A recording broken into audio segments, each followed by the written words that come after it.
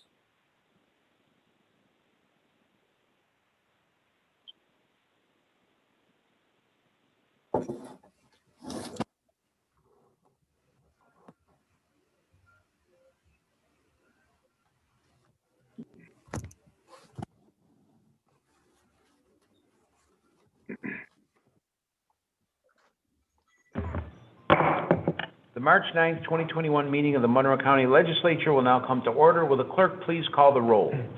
Mr. Alcoffer. Here. Mr. Alcoffer is present. Mr. Ansello. Here. Mr. Ansello is present. Ms. Barnhart. Here. Ms. Barnhart is present. Mr. Baroff. Here. Mr. Baroff is present. Mr. Baines. Here. Mr. Baines is present. Ms. Boyce. Here. Ms. Boyce is present. Mr. Brew. Here. Mr. Brew is present. President Carbone. Here. President Carbone is present. Mr. Colby. Here. Mr. Colby is present. Mr. Delahanty. Here. Mr. Delahanty is present. Ms. DeFlorio. Here. Ms. DeFlorio is present. Mr. Dondorfer. Here. Mr. Dondorfer is present. Mr. Felder. Here. Mr. Felder is present. Mr. Flagler Mitchell. Here. Mr. Flagler Mitchell is present. Ms. Hassman. Here. Ms. Hassman is present. Mr. Hebert. Here. Mr. Hebert is present. Mr. Kiofelasi. Here. Mr. Kiofelasi is present. Ms. Lamar. Here. Ms. Lamar is present. Mr. Lee. Here. Mr. Lee is present. Mr. Mafucci. Here.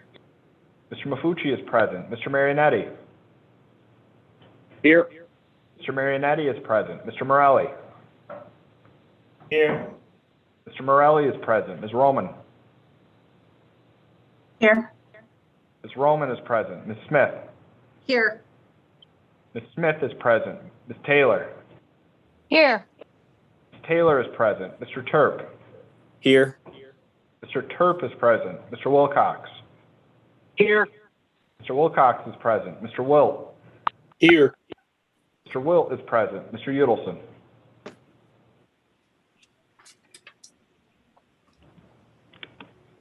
Mr. Udelson?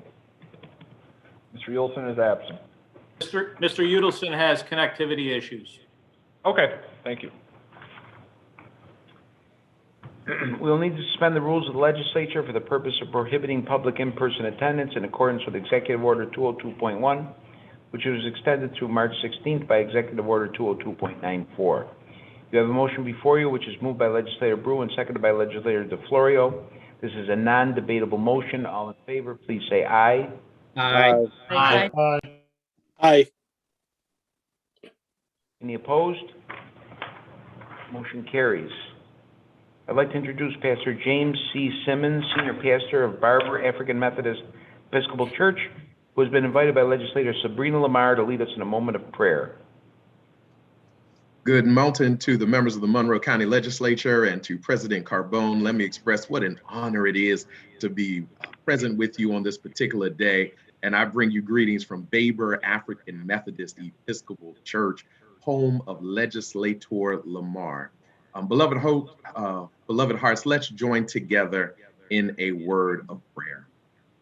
Merciful and everlasting God, Lord, we pause now to give your name reverence, thanksgiving, and praise. We thank you, O God, for waking us up this mountain. We thank you for starting us on our way. We thank you, Lord, for a reasonable portion of health and strength.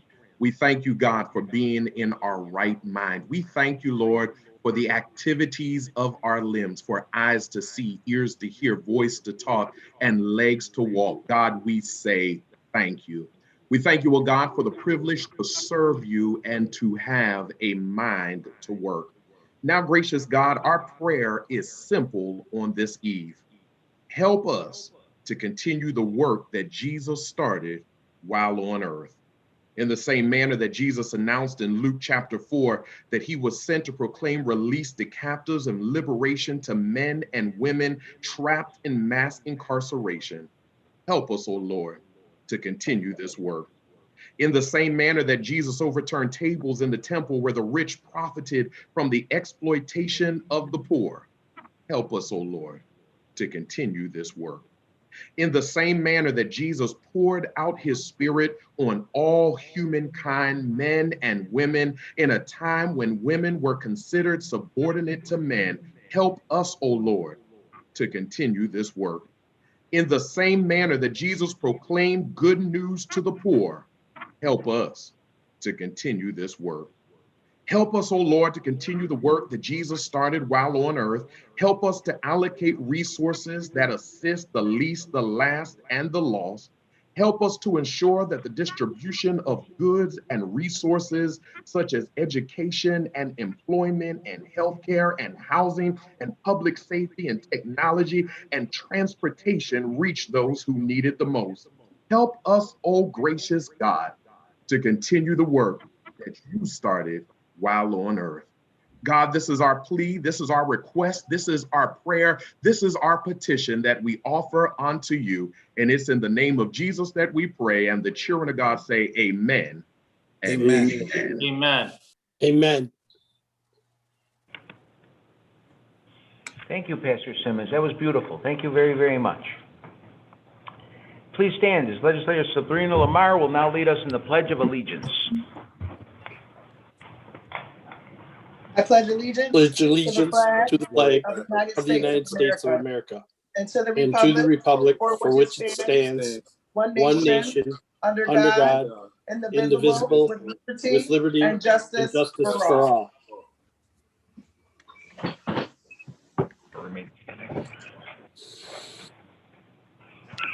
At At this time, I will ask you to remain standing. Without objection, we will take agenda item number 35 out of the regular agenda order. Agenda item number 35 is moved by Legislator Brewer and seconded by Legislator Felder.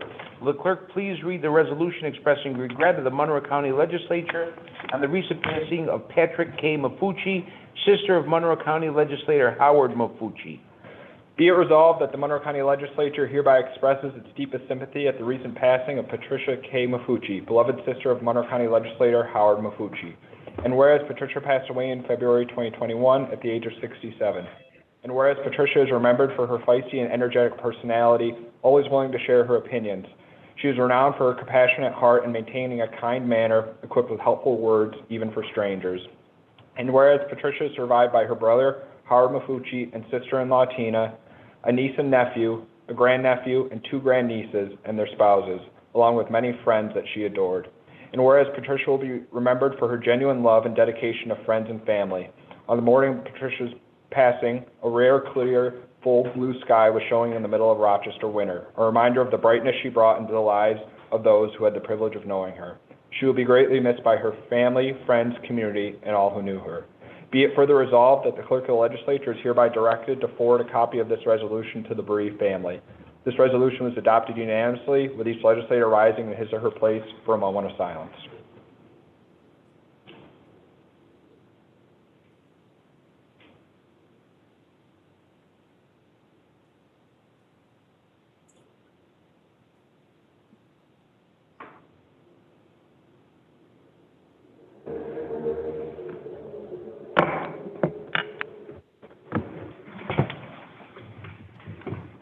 Copies of the journals of Day 3 of 2021, February 9th, 2021, and Day 4 special meeting, February 25th, 2021, are available through Novus Agenda. Without exception, the journal will stand approved as submitted. This meeting has been closed to the public, and all legislators are participating via teleconference in accordance with Executive Order 202.1 and 202.94. In keeping with the legislature's tradition of openness, the meeting is being live streamed on YouTube through the legislature's official channel. Everyone participating via video or teleconference will please mute their devices, except to obtain the floor or cast a vote. If seeking to obtain the floor, please simply state your name and wait for me to call on you before proceeding with your question or statement. The clerk will read the full title of each resolution to avoid any confusion as to which item is before the legislature. All votes will be held via voice vote unless a roll call is requested. If there are no objections, I would like to take agenda item number 36 out of the regular agenda order. Mr. Cook. Item number 36, referral 21-0117, authorizing renaming of South Avenue section of Highland Park in honor of Gary Biker. Moved by Legislator Alcover. Move it, Seconded by Mr. President. Seconded by Legislators Hebert and Wilt. Is there any discussion? Mr. President, Legislator Felder. Yes, Go ahead, Legislator Felder. I'll let the sponsor speak first. Sorry. Thank you so much. I am so honored to be able to join with my colleagues in the Monroe County Legislature and the administration in the renaming of our park to Gary Biker, in honor of Gary Biker. I'm so emotional over this. I've known Gary for over 20 years when he was a guidance counselor at North Star Christian Academy in the town of Gates. Gary participated in a lot of our programs for the town of Gates in a Memorial Day program. He was my featured speaker a couple of times. He also participated in our Reefs Across America program. He was very active in Chapter 20. And Gary, it's so honored that I can, what you've done for our country, for God in our country. You've touched so many hearts across the United States of veterans and their families who serve their country. Gary, I cannot thank you enough for what you did for our community. We are so honored. And I stand right now and I salute you for your service to God, our country, and our veterans. Thank you, Gary. A special prayer for you this weekend at St. Jude's Chapel for the veterans. Thank you, Gary. I yield. Legislator Wilt. Okay, Legislator Wilt. Thank you, Legislator Mr. Wilt. President. I would just like to take a brief moment here to voice my support for this legislation. As a U.S. Air Force veteran, I am honored to support this legislation because of the importance of honoring our local heroes is dear to my heart.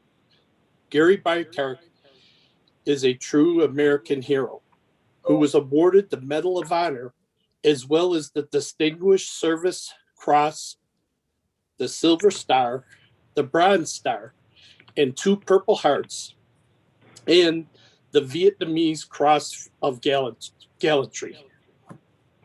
With that said, a memorial is in his honor is more than fitting, but justified. During Gary's service in Vietnam, Sergeant Byker went above and beyond the call of duty without hesitation to help his fallen comrades while under extreme fire from the enemy and being injured himself while giving aid to his fellow soldiers is truly remarkable and deserving of such an honor. Our local veterans are all too often forgotten, and this will serve as another reminder to the importance of these true heroes. I yield the floor. Legislator Hebert. Legislator Hebert. Thank you, Mr. President.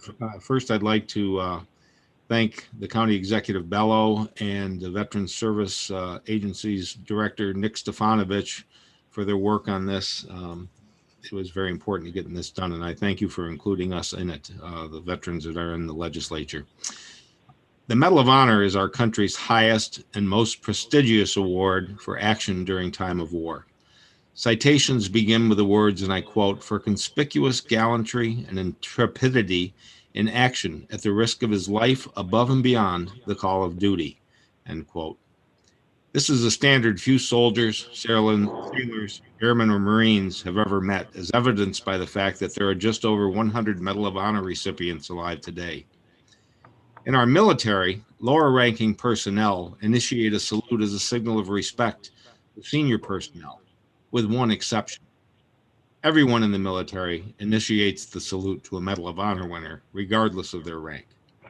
It was my honor as a retired Navy commander to initiate the salute to Sergeant Gary Bykark as the first Medal of Honor winner I have ever met. We are privileged to have Army Sergeant Gary Bykark as a local veteran who has earned our nation's Medal of Honor. If you read the Sergeant's Medal of Honor citation, which is summarized in this referral, you will quickly understand why he was singled out for this award. His bravery, his utter disregard for his own safety, along with the professionalism shown caring for his fellow Americans and Vietnamese Montagnard soldiers who were wounded during the action at Camp Dak Sang in Vietnam, earned him his Medal of Honor. Sergeant Bykark has been active in our community, as my 2 previous speakers and fellow veterans have stated, presenting to a host of local organizations and events. He speaks out in support of our veterans, and he represents Monroe County, the state of New York, and our country with the same conviction and devotion he showed his fellow soldiers on April 1st, 1970. Today, nearly 50 years after his actions in Vietnam, we have an opportunity to permanently enshrine his name to the most appropriate site in our county, the section of Highland Park which hosts our Vietnam Veterans Memorial. Future generations will be reminded of Sergeant Bykark, inspired by his memory, and he will never be forgotten. It is with great honor and pride I will cast my vote in favor of this referral, and I know each and every one of my fellow legislators will do the same. Thank you, Mr. President. I yield the floor. Thank you. Any further discussion? Yes, Legislator Felder? yes. I just have a couple of questions because I just saw this.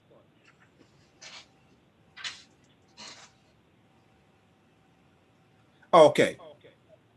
Okay. I'm fine. I'm fine. Never mind. Okay, any further discussion? Seeing none, all in favor say aye. Aye. Aye. Aye. Any opposed? Item carries. We'll now return to the regular agenda order.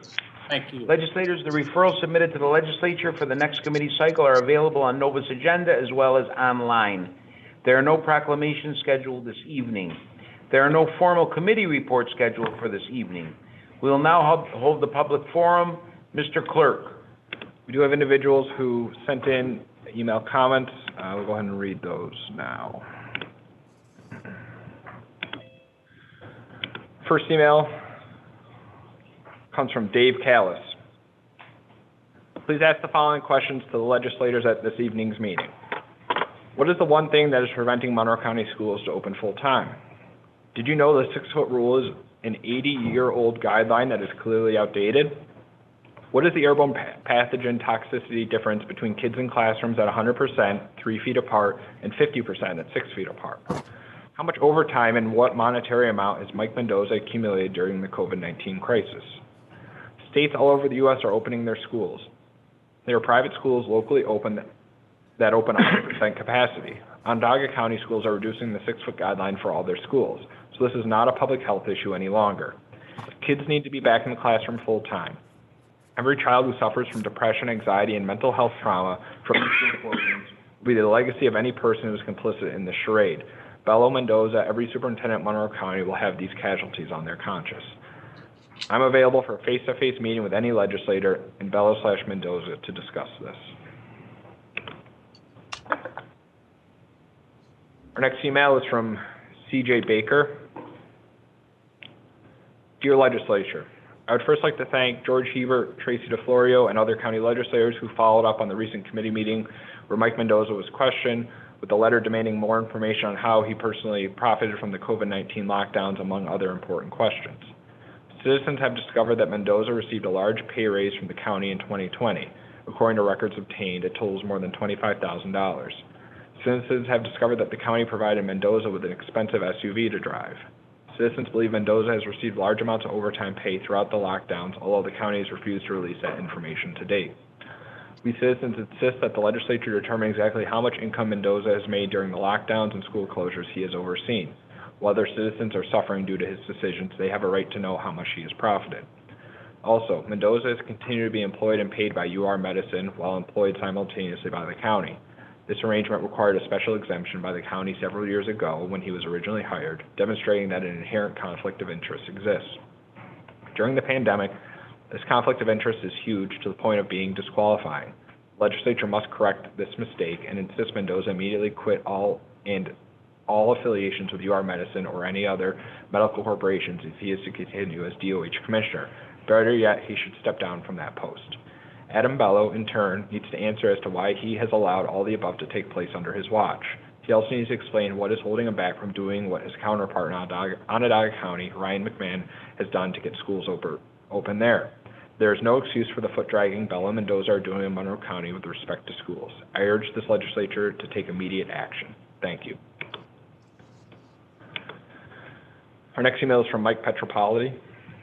Count me as another constituent that will vote against every elected official who does not demonstrate a record of standing up to teachers' unions and start standing up for our kids and advocate to open all schools immediately.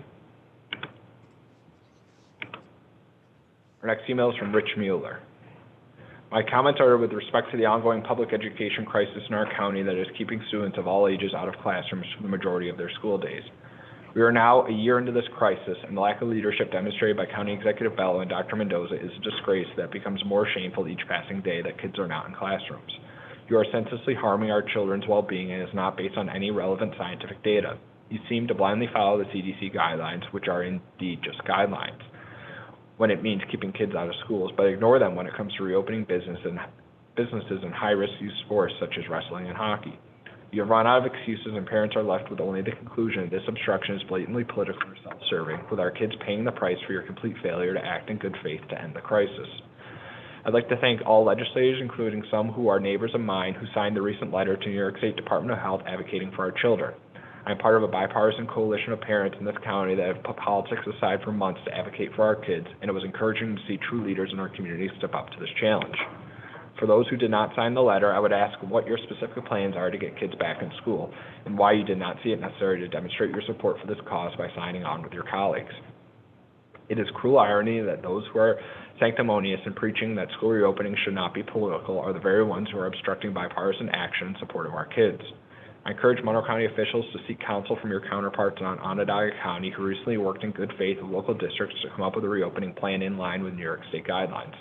Parents in this county have long ago given up on expecting leadership from County Executive Bello and Dr. Mendoza in this crisis. We now ask that you simply stop obstructing districts who are working in good faith to reopen.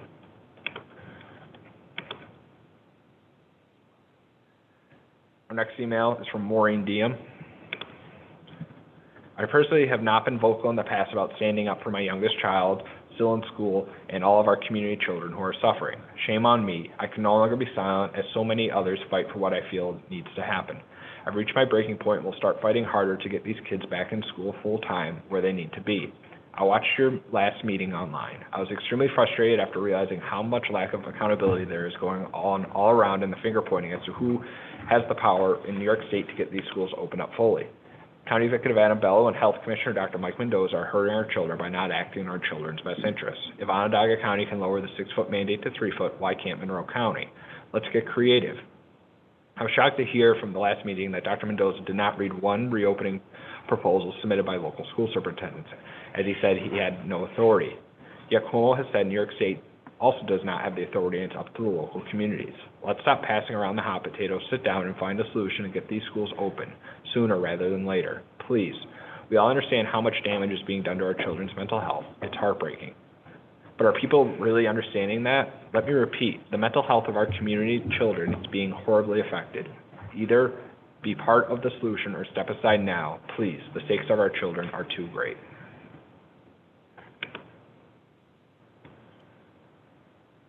Our next email is from Christina Higley. First, I want to start by thanking the select legislators who have taken the time to advocate for our children returning back to school. A special thank you to Legislator Brew, Legislator DeFlorio, Legislator Hebert, and Legislator Dondorfer for asking the hard questions last week to County Executive Bello, who continues to ignore everyone's questions and cries for help. To those legislators who have turned their heads to this crisis in our community and continue to remain silent over the suffering of children in our community, I ask that you consider taking a stand and doing what's best for the children, start advocating for a full reopening of schools. As many are aware, Onondaga County and County Executive McMahon have, along with Health Commissioner Gupta, reduced the distancing requirement from 6 foot to 3 foot to allow their county schools to get back in the classroom 5 days, full days, along with the state's blessing. Why aren't County Executive Bello and Dr. Mendoza doing the same for our children? Why do our county officials continue to act if they have zero authority? Why do they provide bad guidance or recommendations to our schools and then run and hide? These are questions that need to be asked of these officials who we trust to do what is best for our families. Furthermore, we continue to ask for clarification regarding Dr. Mendoza's salary and overtime. It was brought to our attention he received a $26,000 raise from 2019 to 2020, and also has had a change in title that opened him up to overtime. How come we are unable to find out if he received overtime and exactly how much? Is he financially benefiting from COVID lockdowns and prolonging this mess? Please continue to ask the hard questions and demand answers for taxpayers and citizens of Monroe County. There's something going on here, and it stinks.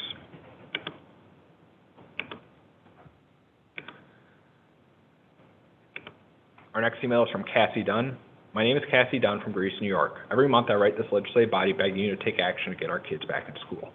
Last month, your special counsel asked Dr. Mendoza if he had any responsibility or authority in the process of reopening our schools. He stated he has no authority. He provides opinions only and has not even read the school reopening plans. He repeatedly stated that the county has no role and it is all up to the state. Then, as reported in the Syracuse newspaper, we learned from Onondaga County's executive and Department of Health worked together to get approval from the state to lower social distancing from 6 foot to 3 foot in order to allow all Onondaga County to reopen. I have asked both Dr. Mendoza and Executive Bello what is different about Monroe County. What did Onondaga do that we cannot or are not willing to do, and why? Their response is not to respond. This is not acting in support of their constituents. This is not acting for the youth of our county. Do kids in Monroe County matter less than those in Onondaga? I'm glad you called the special hearing, but we have not gotten to the bottom of the question yet. If, as Dr. Mendoza states, this is a statewide policy, then why are these exceptions? Why do certain counties, DOH, and executives have a role and ours does not? Why are we unwilling or unable to pursue the same exception? We need answers. All the while we wait in the darkness, our kids are suffering. And that concludes the public forum. Thank you. We will now proceed with the consideration of motions, resolutions, and notices. Will the clerk read the next item on the agenda, please? Item number 1, referral 21-0049, amending 2021 to 2026 capital improvement program to add a project entitled Frontier Field Major League Baseball Requirements. Move it, Mr. President. Second. Moved by Legislator Dondorfer, seconded by Legislator Delahanty. Is there any discussion? Yeah, President Carbone, I'd like to say a couple things. Yes, Legislator Dondorfer, you have. Sorry about that. Thank you, Mr. President. Before we consider this legislation, I'd just like to make a couple brief remarks on the importance of Frontier Field and the Rochester Red Wings to our community and myself personally. As a young man, I had the privilege of working for the Red Wings as my very first job when I was 14 years old. So only a couple of years have passed since I worked there. During my time with the team, I was lucky enough to have access throughout the facility. And I can attest that while 20 years ago, Frontier Field may have been up to the standards of its time, that is no longer the case. At the time of its construction, Frontier Field was a benchmark for what a AAA baseball facility should be. However, like anything else, maintenance and improvements are required over time to ensure that the facility, players, staff, and attendees meet the modern day standards. Further, the training required, healthcare services offered, and skill level of the professional sport and their players has increased exponentially over the past 2 decades. Not to mention the amount of money that they get paid to do that. This requires that these facilities themselves must reflect and adapt to these changes in order to attract, produce, and display to the fans and the attendees the best product available. The Rochester Red Wings have been a foundational piece of Rochester and Monroe County community since 1899 as the longest continually operating minor league baseball franchise in the history of North America. That will mean absolutely nothing to Major League Baseball if we can't get these changes and what they are looking for in place. There's no denying that Monroe County has had an obligation to work collaboratively with the Red Wings organization to maintain this 120-year public-private partnership. However, this does need to be done with close attention paid to fiscal requirements and constraints both from the Red Wings and Monroe County. We recently saw that the Pawtucket Red Sox in Rhode Island face the same situation that we are facing right now. Their facility was falling behind what was acceptable for Major League Baseball. And unfortunately, the municipalities involved were not able to come to an amicable agreement with the team. And sadly, the Red Sox moved out to Worcester, Massachusetts. Make no mistake about it, I am a Yankees fan through and through. So I had to use the Red Sox for an example today. I think we can all agree that no one wants this outcome for Monroe County, for the people of Monroe County or the Red Wings organization. I'm looking forward to what this report is going to say at the conclusion of the study, and working with the Red Wings and the Monroe County administration, along with my colleagues in the legislature, to make sure that these improvements happen while both protecting the taxpayers and maintaining this historic franchise in Rochester. Thank you. Thank you, Legislator Dondorfer. Any further discussion? Legislator Brew. Legislator Brew, you have the floor. Yes. To the president, to the administration, and let me say I echo Legislator Dondorfer's remarks entirely. I had a couple of follow-up questions that were not asked during the committee of the whole regarding the study and then the subsequent work to be contracted following the product of the study. So through you, Mr. President, to the administration, is the administration absolutely sure that per our existing lease agreement that we are, in fact, we being the county, is in fact responsible for all of these stadium improvements? And let me just follow that up. Providing the result of the study becomes available and provided to the county, is there a chance that some of the results of the study may not fall to the county, but back to the stadium itself through the existing lease agreement?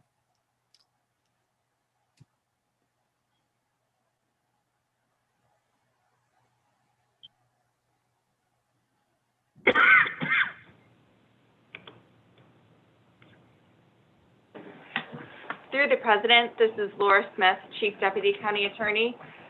Majority Leader Bruce absolutely correct in his second response that once we get the results of the study, we'll be able to compare the results of the study and the needed improvements to the lease terms, and at that point make a determination of what work will fall for the county and what work may possibly fall for the Red Wings. The county is responsible for capital improvements, so it's likely the county will be responsible for a bulk of the improvements, but we'll of course undertake that study once we have the results in our hand. To the President, the administration, thank you. That does answer my question. Any further questions? Legislator Yes. Brew? Yes, Legislator Boyce here. Legislator Boyce, you have the floor. Yes, through the President. After reviewing the lease that we have with the Red Wings, and we talked about what is required under the lease to provide what I understand to be structural improvements. So through the President, can you give me a legal definition of what you believe to be structural improvements?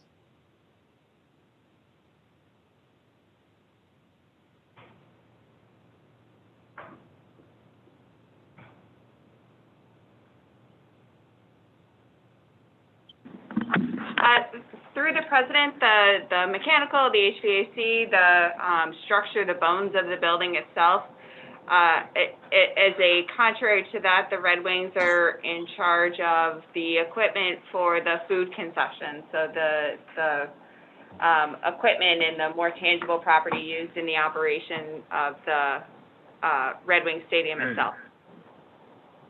So it's my understanding through the President that the MLB is asking for more things that are more what I consider to be cosmetic, such as training equipment, and then other improvements that are probably more things that are, I guess, enhancement for the players. And whether, whether I believe that they're necessary or not, that's for me not to decide. But I believe as a county legislator, that we are the stewards of the funds that we will disseminate for this possible project. So, as you know, I'm echoing as well what Legislator Dondorfer has said. You know, there's no denying that over the years since I was a young child, we all enjoyed the Red Wings, but that's, that's not really what we're here for. We are the stewards of the funds. Taxpayers of Monroe County look closely at what the MLB is asking for and what we are actually responsible for.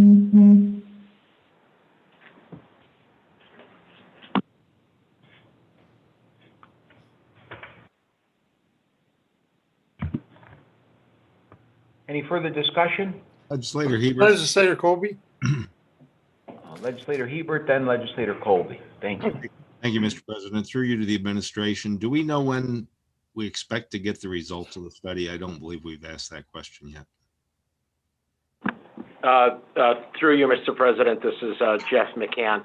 I believe Mike Garland or Bill Daly, either one of them are available to answer that. Through the President, this is Bill Daly with DES. We anticipate receiving the final results from that at the end of 2022. Excuse me. Through you, Mr. President, I thought that there were improvements required by April 1st of 2022. If we don't have the results of this until the end of 22, how do we meet those requirements? Through the President, this is Bill Daly with DES. We are required by opening day of 2023 to have the first phase complete. Thank you. Through you, Mr. President, the administration. Mr. Daly, I believe at Planning Board it was said that it was April 1st, 2022, 23, and 24. Am I off by a year? So is it 23, 24, and 25? Through the President, you're correct. It's 23, 24, and 25. Okay. Thank you. I yield the floor, Mr. President. Legislator Colby. Thank you, Mr. President. This is a significant amount of money going to be spent out of our CIP. Have you just added this to our CIP over the next 5 years? Or have you made adjustments in the CIP to move other projects out to make room for this project? Through you, Mr. President. Through you, Mr. President, there's $11 million in the CIP for 2022. That is a placeholder that we put in the CIP pending the results of the study. And it's possible that that number will be higher. So you've increased since the CIP was approved 6 months ago. You have increased the CIP projections by $11 million over a 5-year period. I'm sorry, through you, Mr. President, it's in the preliminary CIP. Thank you.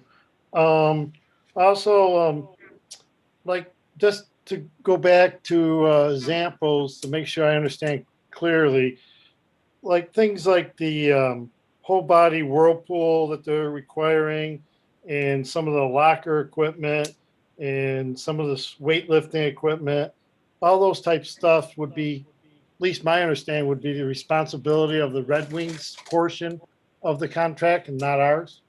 Through you, Mr. President.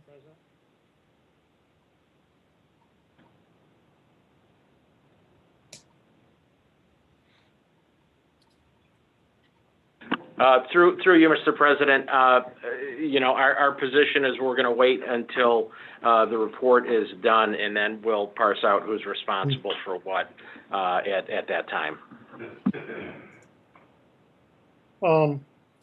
This information came to us, you know, within a short period of time, and it's a significant amount of money that you're asking for, $1 million to do this scope of work or study. How did you come up with that number for this study? Through you, Mr. President.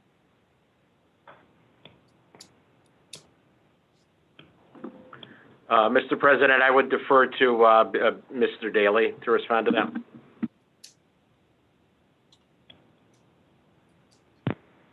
Through the President, it represents a percentage of the total project cost, which is a standard for a design fee. And that fee also includes construction documents for the project once we decide what is necessary. So through you, Mr. President, I'd like to go over a little bit what's in the scope of work. So the scope of work has about 3 or 4 issues. I'm assuming these are in them. You correct me if I'm wrong. So one of the first things in the scope of work is to decide which is the county's responsibilities, which is the Red Wings' responsibilities. Is that correct?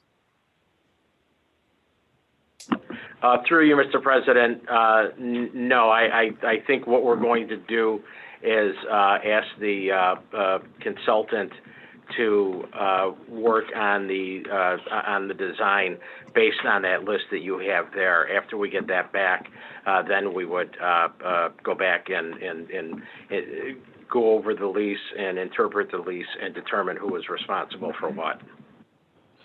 Okay, so the engineer or what, they're going to go and say, well, you need to extend this building or this wall to get the square footage you're requiring, or add a room here, or gate off this area.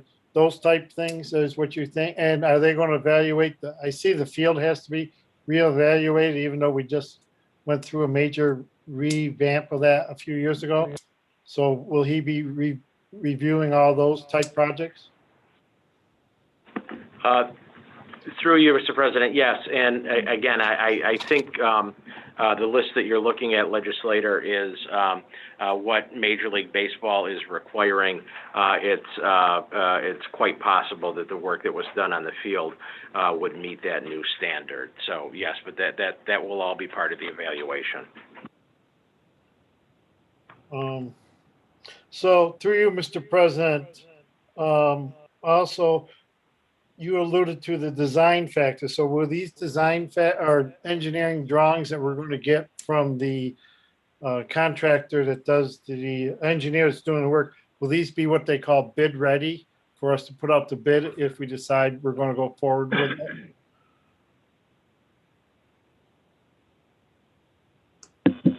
Through the president, this is Bill Daly, DES. Yes, that is correct. Thank you. I'm going to vote in support of this. I do have my reservations about a lot of the stuff that I read in the contract or the list that was given to us just a day or two ago. I feel a lot of that is the responsibility of the Red Wings, and I look forward to evaluating both the engineering diagrams and the decision by the administration of who's responsible for what. But I don't want to stand in the way of us delivering to our community a vital resource that's been with us for generations.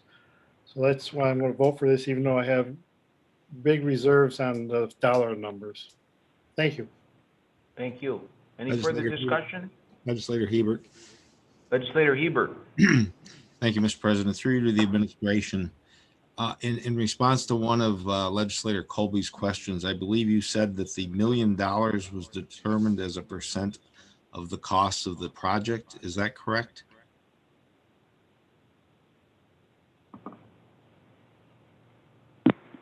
Through the president, that is correct. Through you, Mr. President, as a follow-up to that, I said on the planning board, when this was presented, it was made very clear that we don't know what the costs of the project are. It ranged, I mean, 11 million was the number that was given, but we were told it could be half of that or more than double that. So once again, I'm not sure how we came up with $1 million consulting fee. Can you help clarify that for me, please?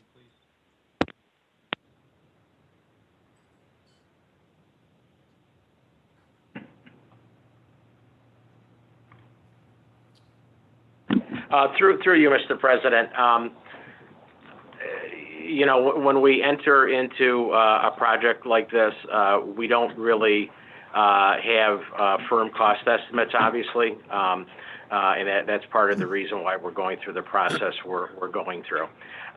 You know, Mr. Daly and Mr. Garland have quite an extensive amount of experience working on projects of very major significance and dollar amounts, and they developed an expertise and a competency in coming up with estimates with this, and you know, a number needed to be we needed to come up with a number, and that's what they did with this. And at the end of the day, that might be a higher number, might be a lower number, but this was their best estimate based on the information they had. Through you, Mr. President, to the administration, I certainly appreciate Mr. Garland and Mr. Daly's expertise and experience, but your answer sounded a lot like it's a educated, wild guess. Is that a fair statement?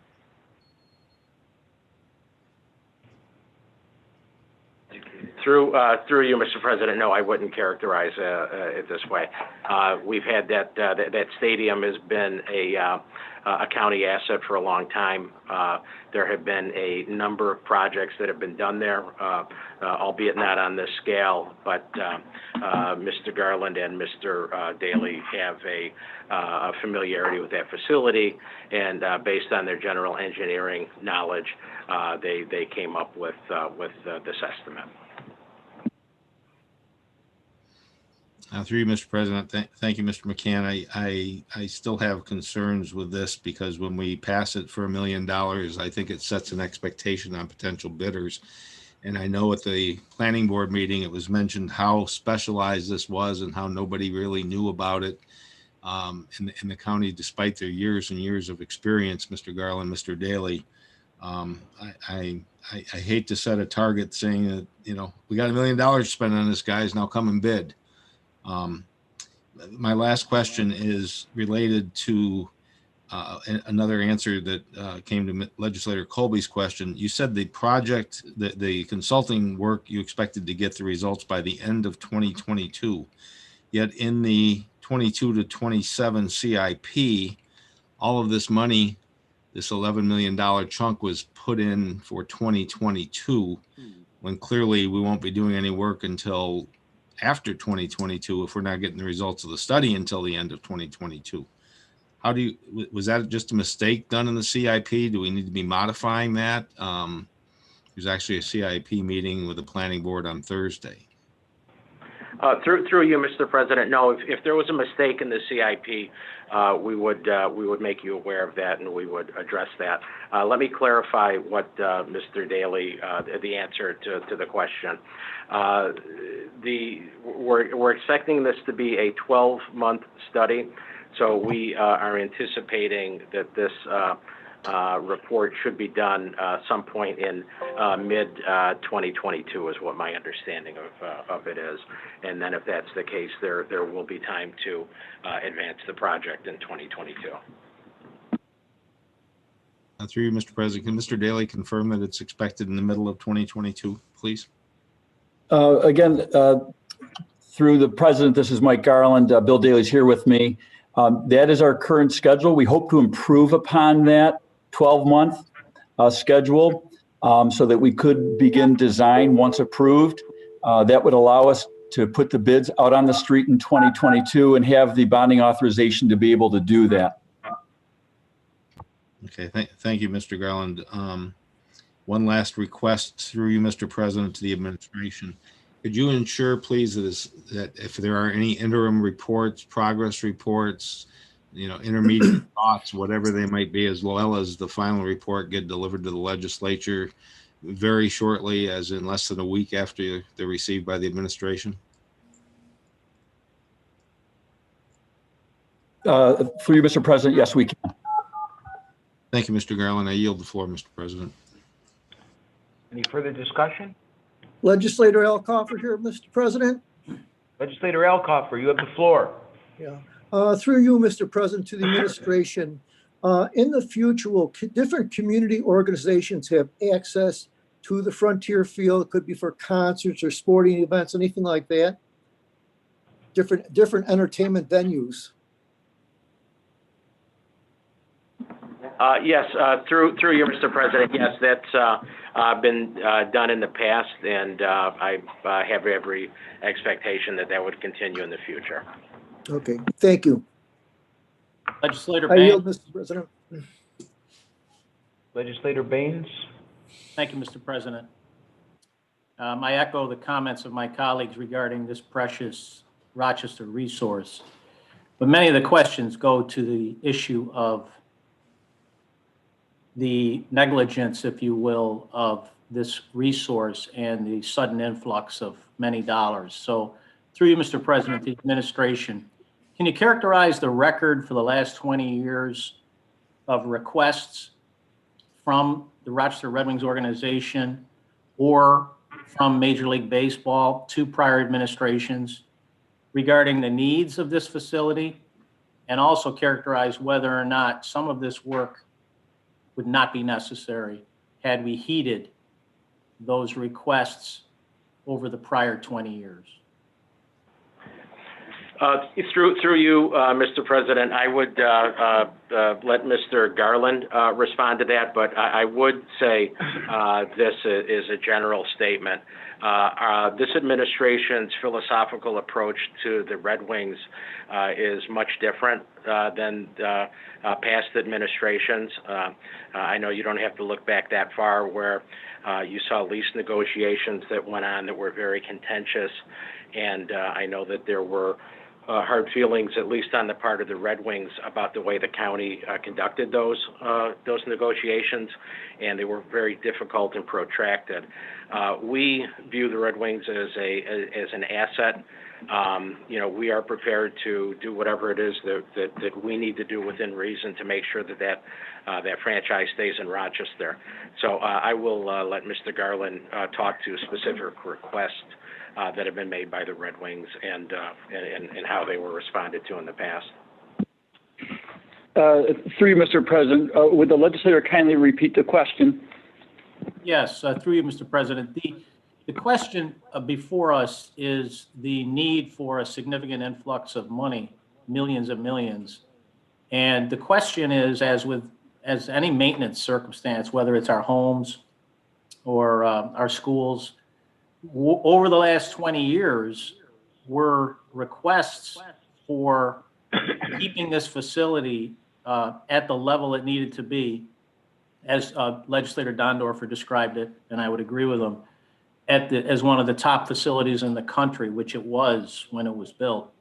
Have requests gone unheeded by prior administrations? And to what extent is this influx of cash now necessitated by a failure to implement reasonable suggestions and requests from the Rochester Red Wings or from Major League Baseball? Through you, Mr. President, there have been a number of capital improvements that have been made on the field that the county performed as landlord, if you will, whether it was painting, work in and around the stadium, its structure, mechanical, electrical, plumbing components as well. But the improvements that would be made as part of this particular project before you are entirely driven by Major League Baseball requirements to meet a new standard and specification. So it wouldn't be a reflection, if you will, of deferred maintenance or lack of upkeep. The county has made significant investments in the field. As you know, the field was replaced over 12 years ago, too. So we've made significant capital investments. Also, a number of smaller, mechanical, electrical, plumbing, HVAC type improvements as well, too, that are our responsibility.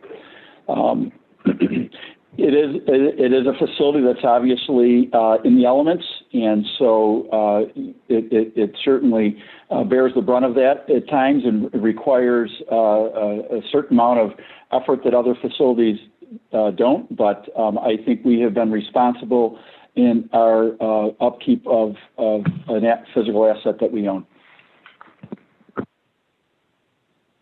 Thank you, Mr. President. Any Mr. further President. discussion? Yes, Mr. Colby. Legislator Colby. Thank you, Mr. President. One follow-up question to the administration through you, Mr. President. Is there any thought of initiating, I know you're a couple years off, apparently, for us to finally start doing the construction and bidding. Have you met with any of our state delegation about maybe finding some state money to offset some of the costs that we're looking at? Through you, Mr. President. Through you, Mr. President, yes, we have. We've had numerous meetings with members of the New York State delegation. And again, that's also another reason why approval of this study is so important.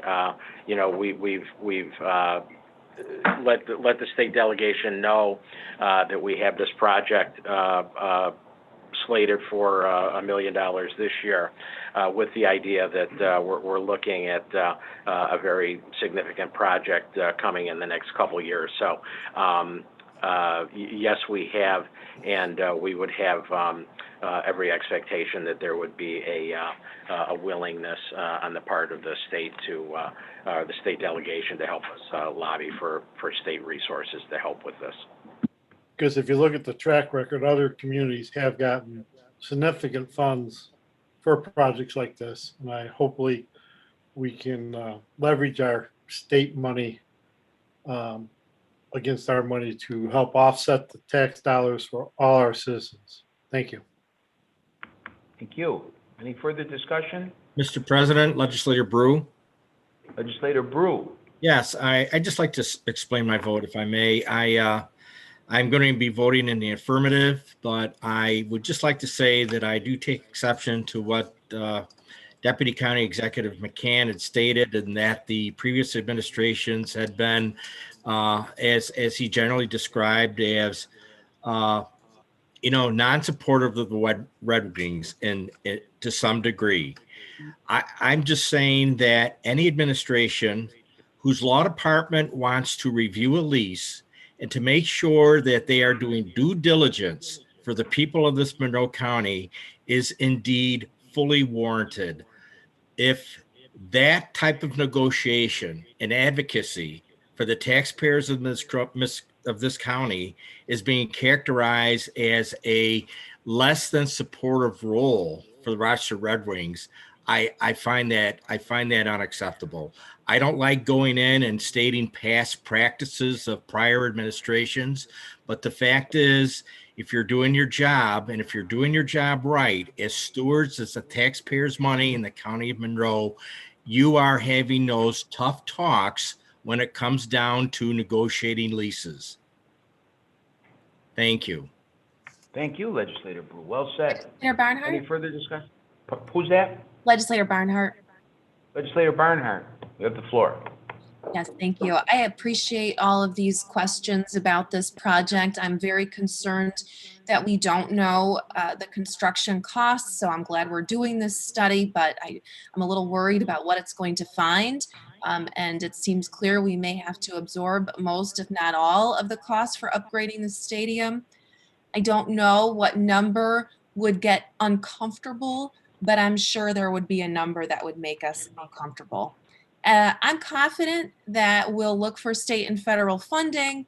And I also think we should keep asking the MLB for help. They have us over the barrel.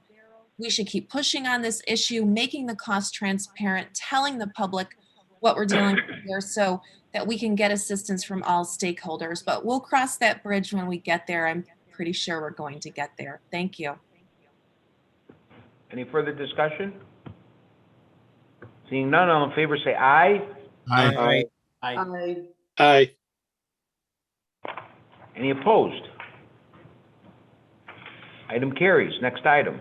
Item number 2, referral 21-0049.BR. Resolution authorizing the issuance of $1 million of bonds of the County of Monroe, New York to finance the cost of improvements to Frontier Field and enforce said county at an estimated maximum cost of $1 million.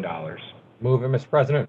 Second. Moved by legislator Dondorfer, seconded by legislator Delahanty. Is there any discussion? Seeing none, all in favor say aye. Aye. Any opposed? Item carries. Next item. Item number 3, referral 21-0041, amending the 2021 Monroe County budget to eliminate county food service fees during the COVID-19 state of emergency. Move it, Mr. President. Second. Moved by legislator Smith, seconded by legislator Delahanty. Is there any discussion? Seeing none, all in favor say aye. Aye. Any opposed? Item carries. Next item. Item number 4, referral 21-0042, Dignified Indigent Burial Act. Move it, Mr. President. By legislator Felder, seconded by legislator Flagler Mitchell. Is there any discussion? Second. Roman. Legislator Lamar, second. Another second by legislator Lamar. Anyone else? Roman for discussion. Okay. Legislator Roman, you have the floor. Yeah. Yes. Thank you so much to the makers of this piece of legislation. I think it is vitally important. Since we met last, we've been asking questions and trying to figure out a few things. So to the makers of this motion or to the administration, can I just get some clarity on where the number 6,000 for a cap comes from for these burials? I don't, legislator Felder, I don't think 6,000 was the cap, is the cap we have in our legislation. I think that was a cap maybe previously. That's something that I believe that was the practice of whatever was done before. Okay. I think we have a much higher cap in this legislation. Let me pull it up. First, I thought it was about like 8,000 in this one. We talked to funeral directors and asked them what the cost of an ordinary funeral is. What's the range? Mm-hmm. And I think they said about 7640 in 2019. And sometimes if you add certain things, it can go like as high as $9,000. Most people don't spend that much on a funeral. Most families don't have that. Most families don't have that kind of money if there's no insurance. We're dealing with people who don't have insurance. And so the idea is to try to figure out what a good range is, the cost of a funeral. This legislation deals with the burial aspect more so in terms of the cost to actually bury someone, as opposed to if the family chooses to bury them as opposed to cremating them.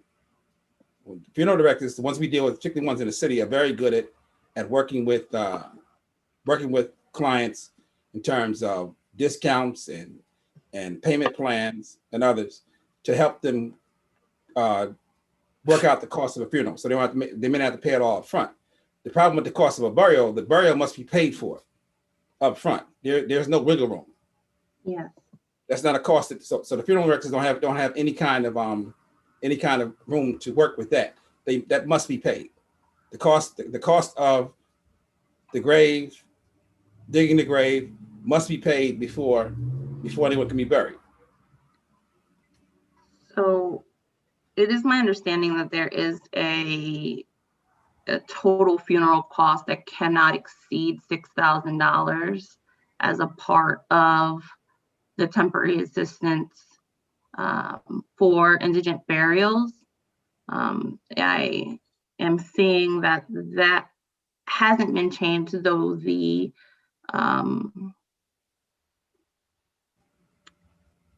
though you have mentioned that, burial costs have increased. Is that true? I don't see a change. Is that through the president? Yes, through the president. Yes, through the president.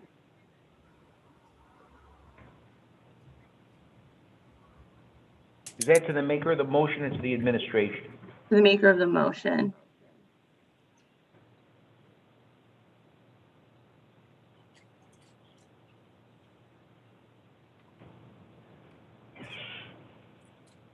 There has been no increase currently to the cap of the funeral service, correct?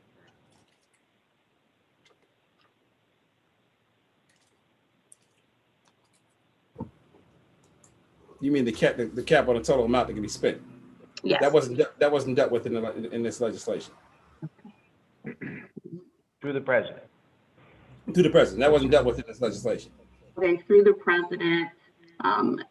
Can we receive a little bit of clarification on where these funds will come from? Well, through the president, I think the deputy county executive Crossdale answered that question at the committee of the whole. So through the administration, can we get some clarity on where and how these funds are used and utilized, where they come from? Through the president. Mr. President, I believe we have Denise Reed on who might be able to help with that. Good evening. This is Denise Reed. I'm the Director of Financial Assistance at the Monroe County Department of Human Services. Through the President, burial assistance is a public assistance benefit. And so funding for burial comes from our regular budget for public assistance funds. Through the President. Thank you. I do have some thoughts on amending the cap that I would like to send along, as well as some thoughts on where these dollars come from.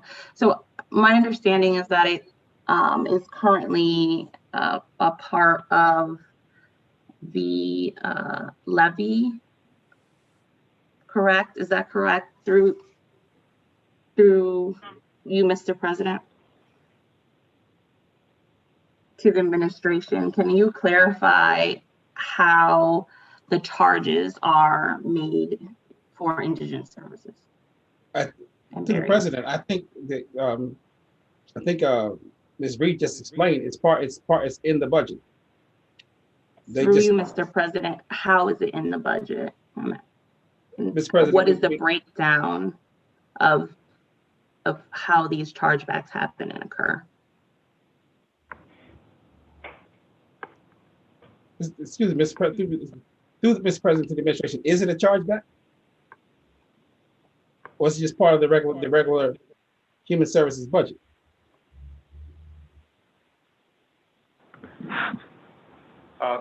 Excuse me, Mr. President, this is Robert Franklin, Monroe County Finance. What I'm hearing in the discussion is both sides of that funding equation. The appropriations are part of the temporary assistance for needy families and the safety net assistance programs in the Monroe County budget for Department of Human Services. So the appropriations are part of those two assistance programs. New York State and federal government reimburse human services portion of our expenditure, capped at an overall dollar amount. On a temporary assistance for needy families, the county receives 100% reimbursement, but only about 5% of the expenses are TANF related. About 95% are related to the Safety Net Assistance Program. State reimbursement is about $261. The remaining payment is a local share. That local share then finds its way to the next year's tax bill, and that appears as a below-the-line chargeback to the municipalities. Mr. President. Thank you. Does that answer your question, Legislator Roman? Well, through you to the administration, Mr. President. Legislator Felder, I believe Legislator Roman has the floor. Legislator Felder. Legislator Roman has the floor.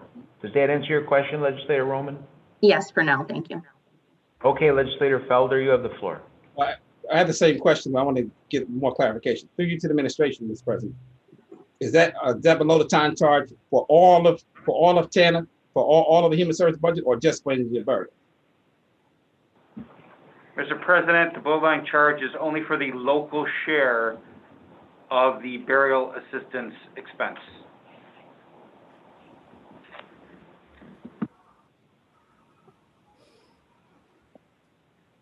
Okay? Legislator Felder? Thank you. Any further discussion on this? Legislator Lamar? I would like to. Legislator Lamar, you have the floor. Oh, I'm sorry, maybe Legislator Roman wasn't finished. I'd like to motion to amend. I can send the amendment to Jack. I believe you need a second, Legislator Roman. Second. Legislator Baines. Who seconded that first, Legislator Marfucci or do you both want to be on that? Sure. Both fine. Put you both on it. Okay, very good. Thank you. How do we do that, Jack? I'm just waiting on the amendment here.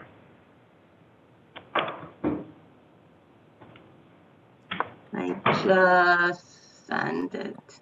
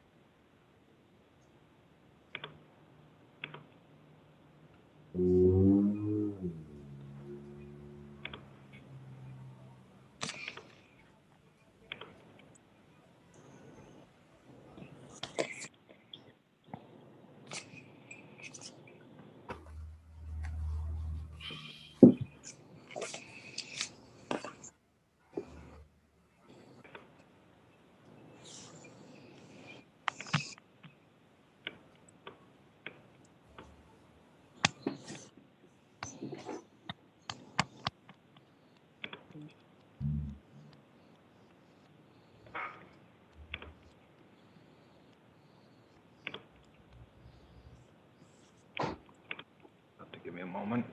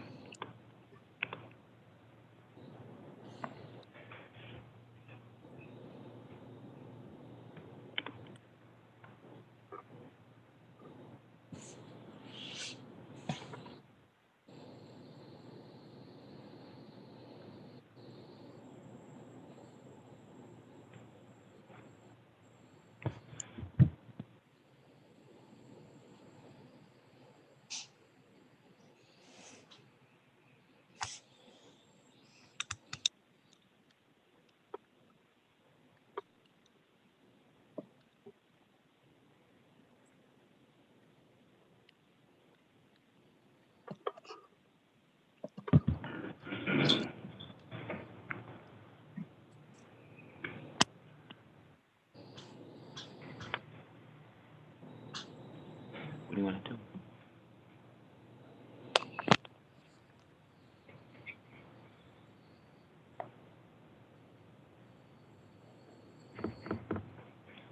Mr. President, Legislator Boyce. Yes, Legislator Boyce?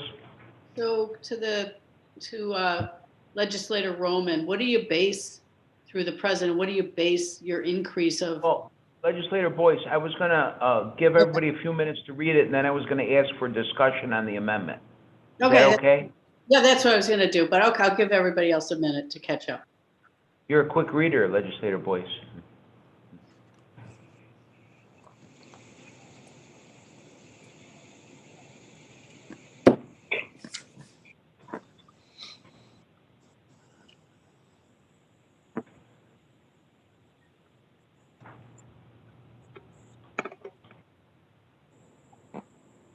Just a point of question. Section 4 is the only thing that's being changed. Is that correct? I believe section 2 is an insert, as well as there's a strike of $800 in section 1 with a insert of $1,250 to replace that total. And it looks like what was previously section 3 is being renamed section 5.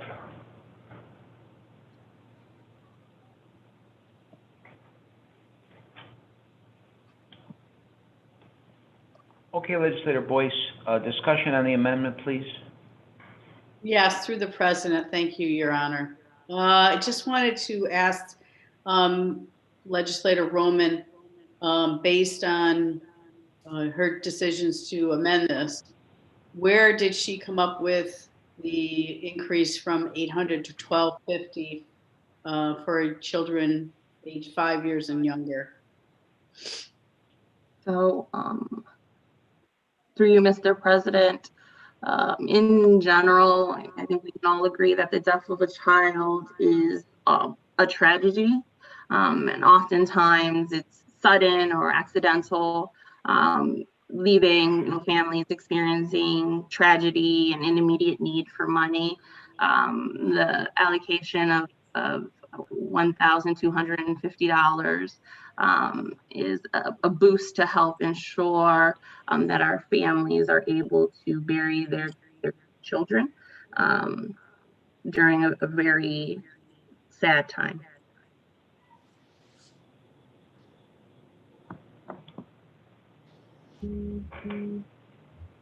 I guess, Did that answer your question, Legislator Boyce? I think Legislator Boyce was wondering where you came up with that number. Did you do any analysis?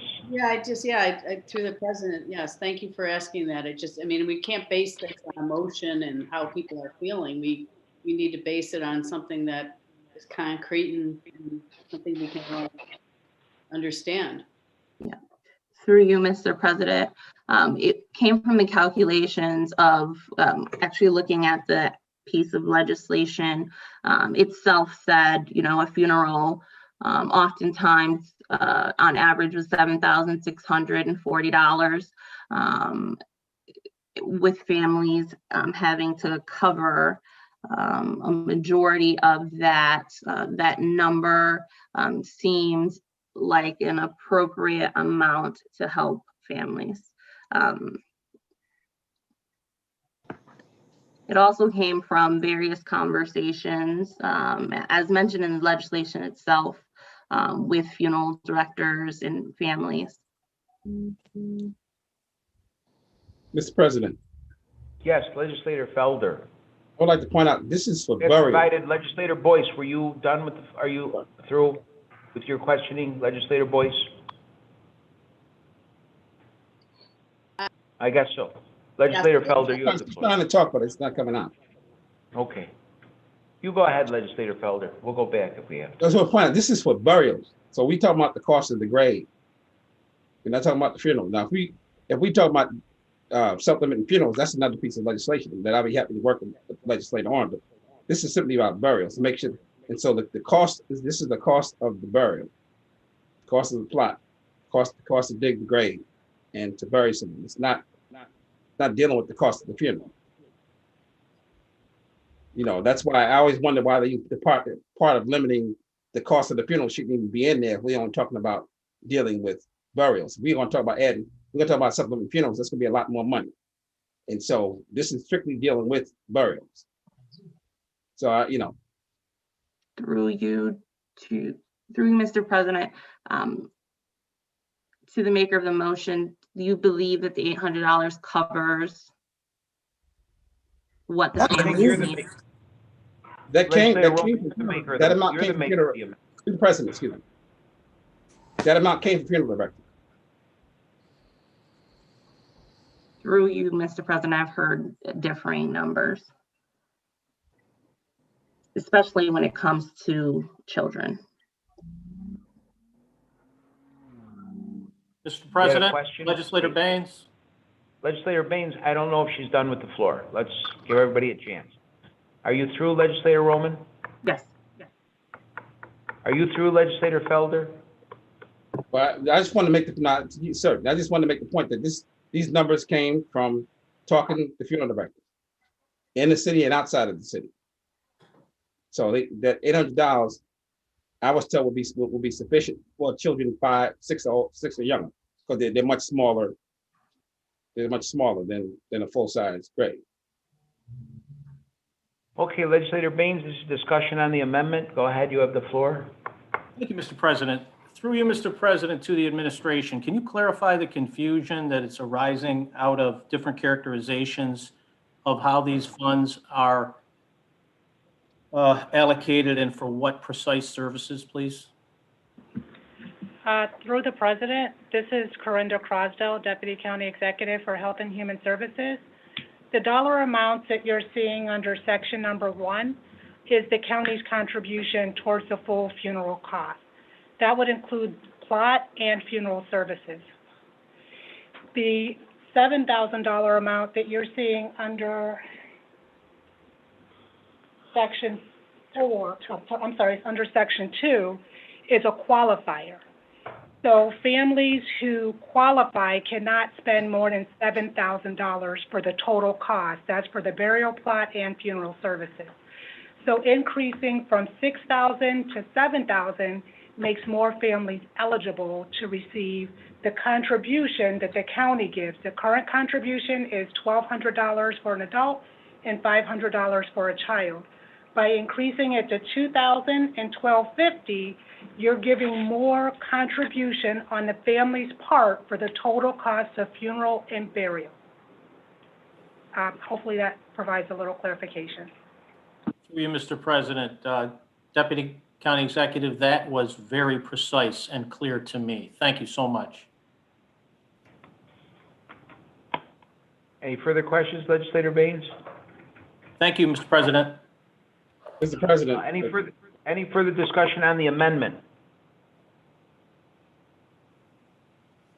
Through you, Seeing Mr. none? President. Yes, Legislator Roman?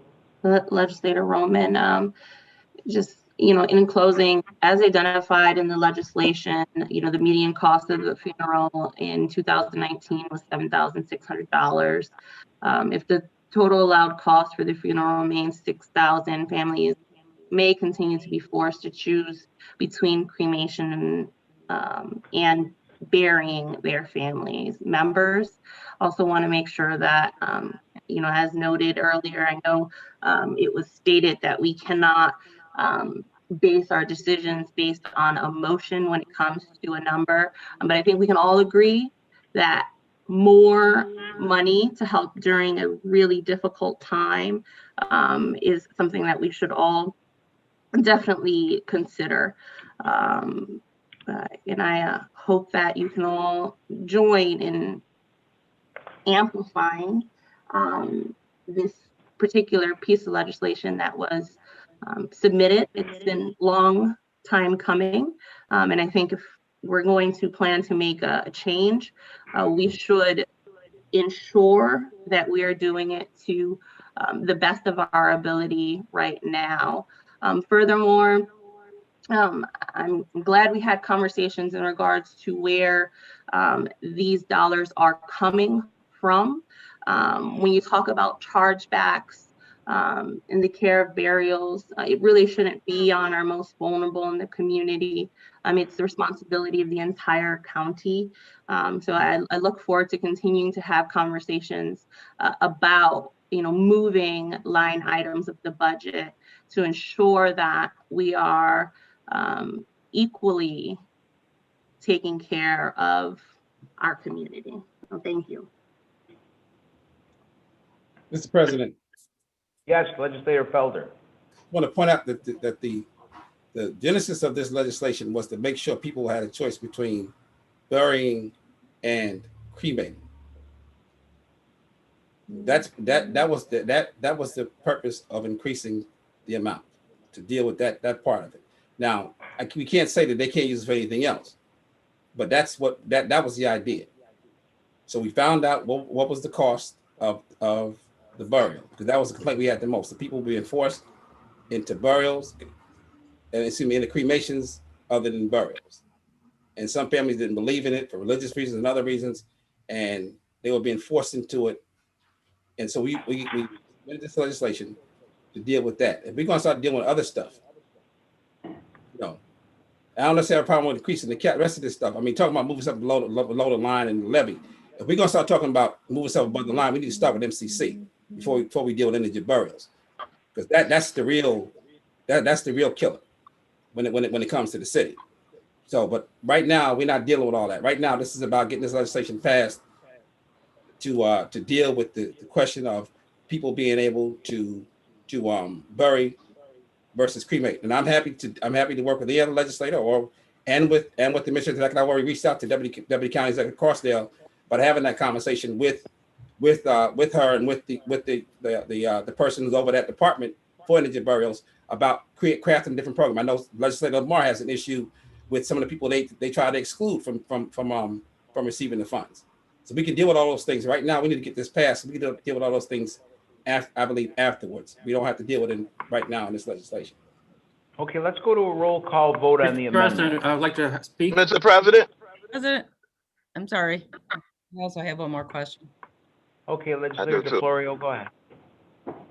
Thank you. Through the president to the maker of this amendment, and I apologize, I don't have the full original resolution in front of me. Is section 4 an insert as well?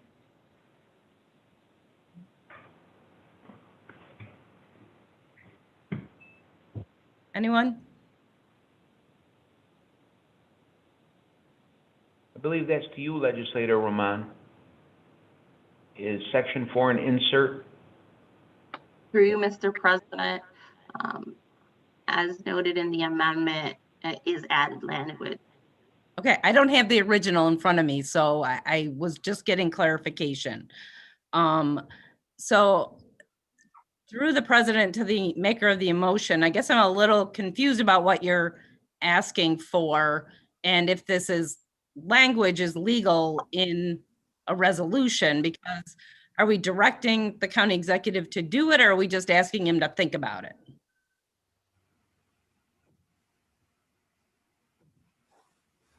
So I guess it's a question for you as well as to the administration.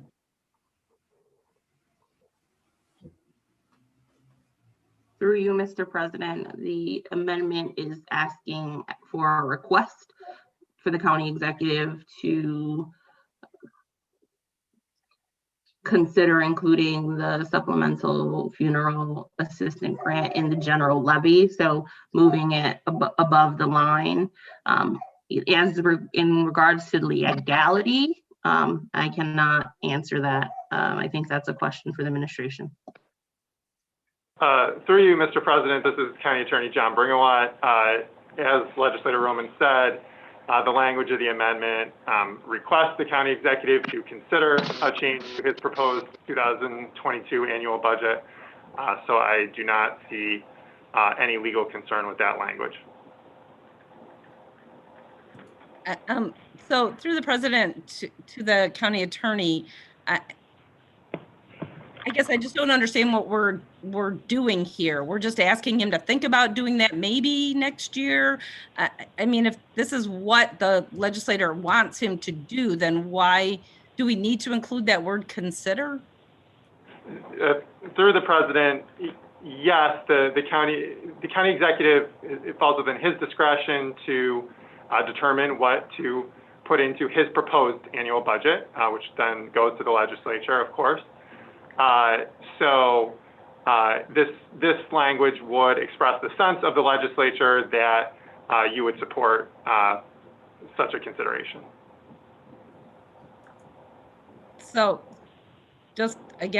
I'm sorry if I'm being dense here, but we're not actually doing anything then besides basically saying we'd like you to do this, maybe we'd consider it. Is that correct? I mean, through the president, yes, that's essentially correct. You would be expressing your sense that it's something you'd like the county executive to consider. Is this needed, and is this section necessary then to accomplish anything that we're doing this evening?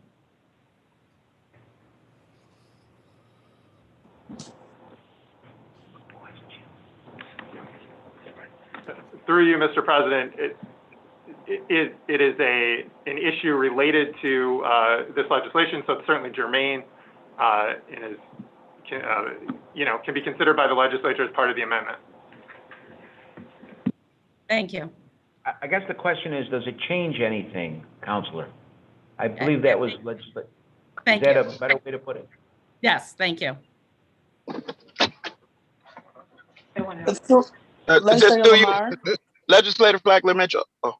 I believe the counselor still was going to answer Legislator DeFlorio's question. I'm sorry, Mr. President. Could you repeat the question, please? If that section requesting the county executive considering that amount, if that really changes anything in this amendment?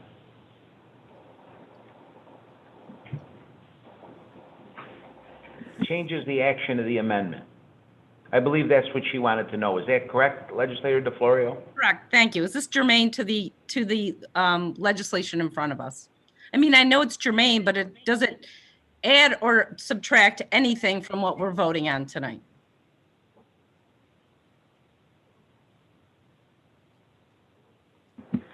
Through you, Mr. President, it is germane to the legislation. It is a proposal that the county executive consider moving that from a below-the-line charge to an above-the-line charge. But does it change anything? Is there any actionable change as a result of this motion?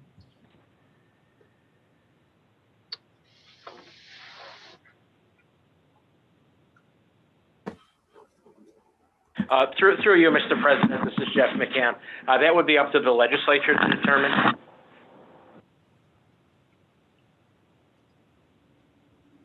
How is it up to the legislature to determine if this changes anything? Mr. McCann. Through you, Mr. President, you vote and approve referrals. I don't believe that was the question, unless I'm completely misinterpreting the question. It was not the question. The question is whether this Section 4 changes anything or directs the county or has any actionable change with regard to the resolution. Maybe a better way to say it, is it actually binding, requesting this? Is that a binding clause? Is that a better way to put it, Legislator DeFlorio? Thank you, yes. Thank you, Mr. President. Through you, it is in the nature of it's like a memorializing resolution that the legislature would be expressing its sense to the county executive. So then, are you saying it's not binding? Is that the way I understand it? Through you, Mr. President, correct. It's not binding. Okay, thank you. Wow, that took a long time. Any further questions, Legislator DeFlorio? Yes. Thank you, Legislator Lamar? Excuse me, Legislator DeFlorio, any further questions? No, thank you. No, I yield the floor. Okay, Legislator Lamar, I believe you're next. Thank you. Through you, Mr. President, is the county exec on the call?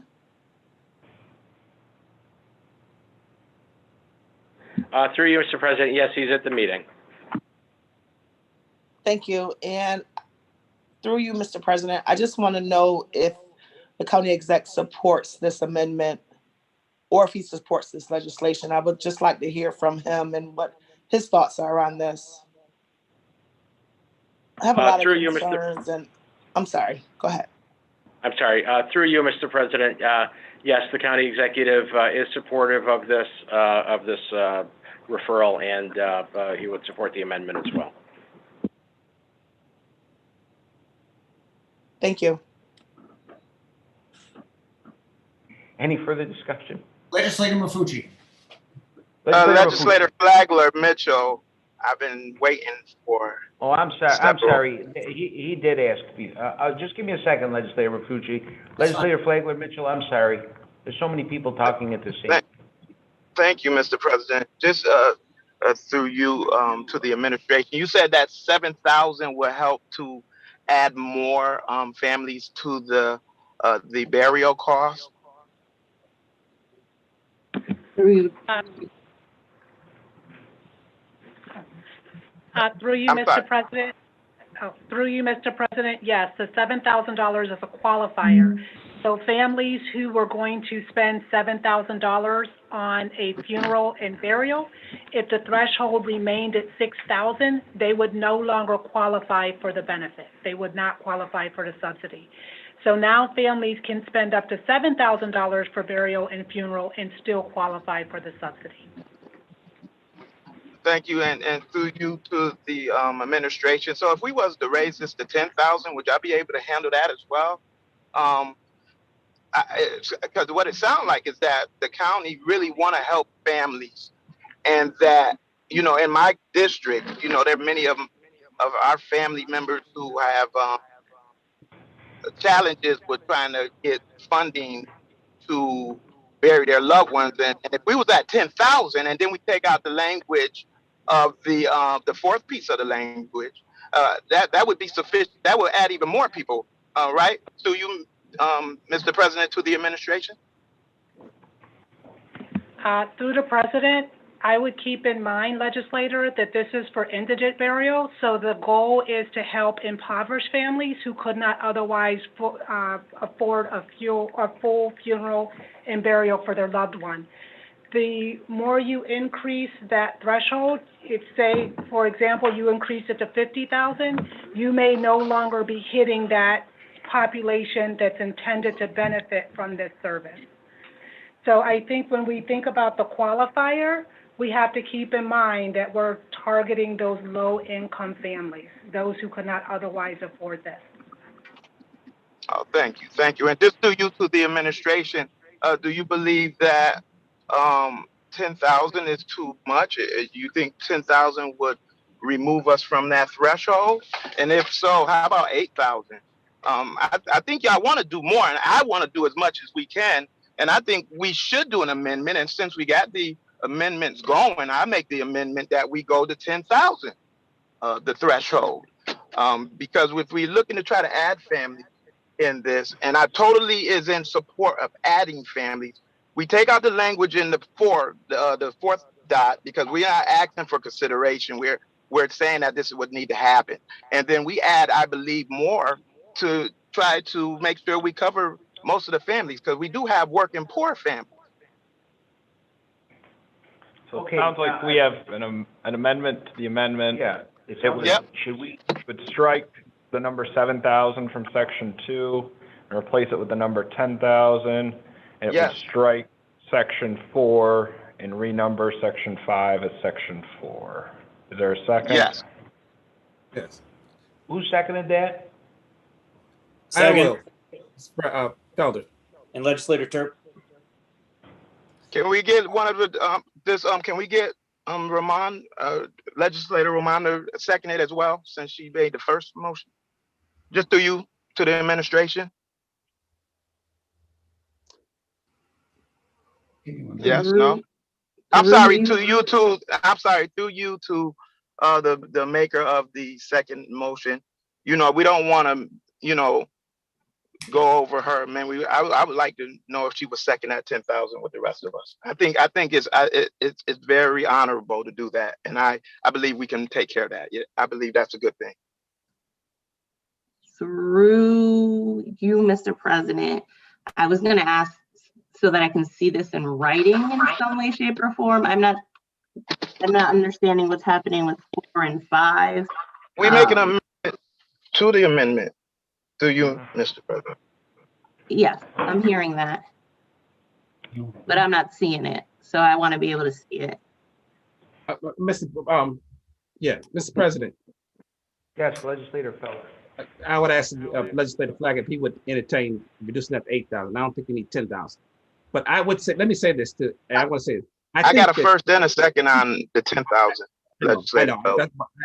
I seconded it. So that's what I'm saying. And so did Turp. I think, hold on, please. I think using the cost of the funeral as a determinant of the eligibility is the problem. Because you have people, I make good money, but when my brother passed away a couple of years ago, he didn't have insurance. I didn't have the money to pay for his funeral. We got together and got it together. But so it doesn't matter. We're talking about people, not necessarily families are indigent, but the person who died didn't have insurance, which is something else we need to talk about dealing with, trying to deal with in the future. But so it doesn't matter. People can have money and it may be middle class.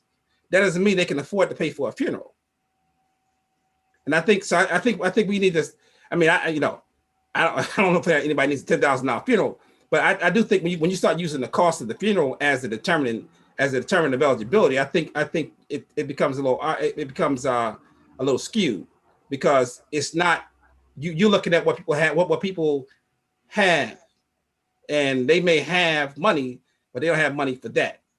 And so, because we're really talking about burying people who didn't have insurance, we burying the deceased, so it's falling on the families and causing hardship on families. Doesn't necessarily mean they're in the poorhouse, but it's still something they can't necessarily afford to do. Legislator Mafucci? Legislator Mafucci? Thank you, Mr. President. So I think what I'm going to say is that I want to kind of explain my vote, if I kind of know what I'm voting on. I have no issue moving to $8,000.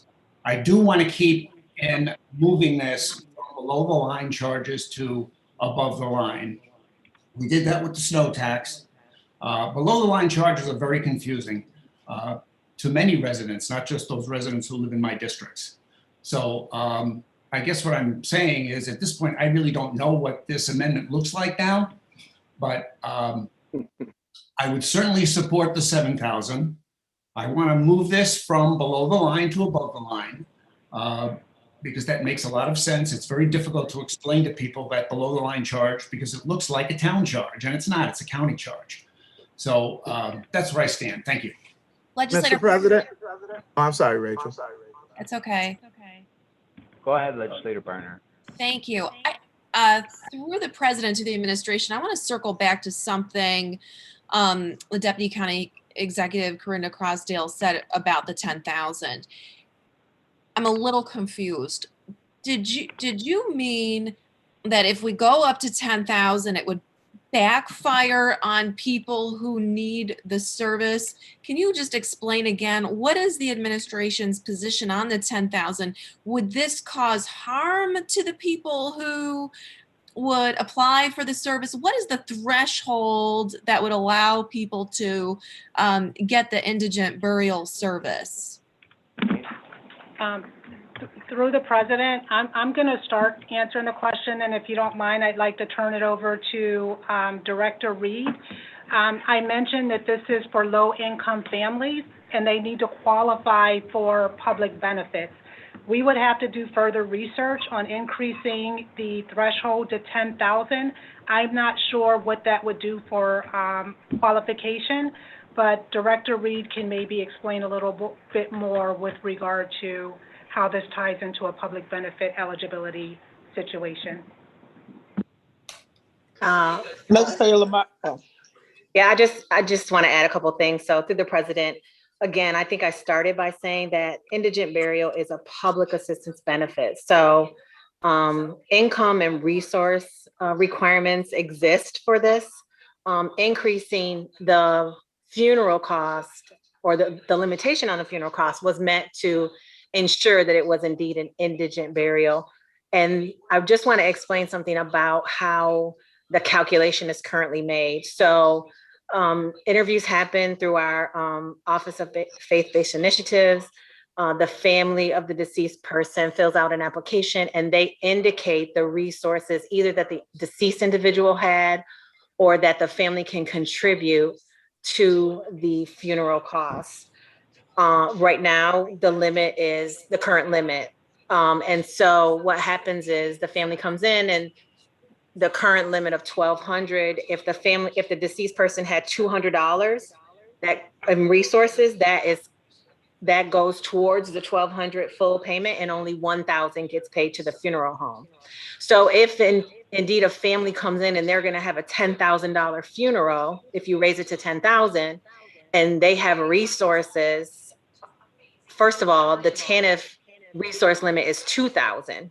So I think that I need to do some research on that because I think that if they have more than $2,000 in resources, they wouldn't be eligible for TANF benefit or safety net benefit. So they wouldn't receive the benefit at all, the indigent burial benefit at all. So I think before we talk about raising to 10,000, I need to do some more research, but I think that any increase, you have to consider how the family is going to make up the difference. Because if they purchase a $7,000 or $8,000 funeral and they don't have any other resources, and even with this increased amount, if the county can provide 2,000, they still have to make up the difference. And so indigent burials don't normally cost $10,000.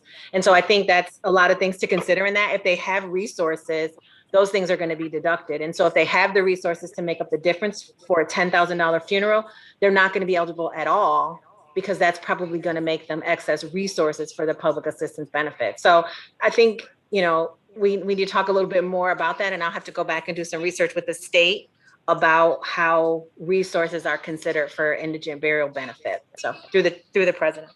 Thank you. I really appreciate you explaining all of this, and I think we should do this right. I really support legislators Flagler, Mitchell, and Felder on this resolution, and I think it should be passed, but I'm wondering if we should table it to work these things out to make sure that we have the right amount.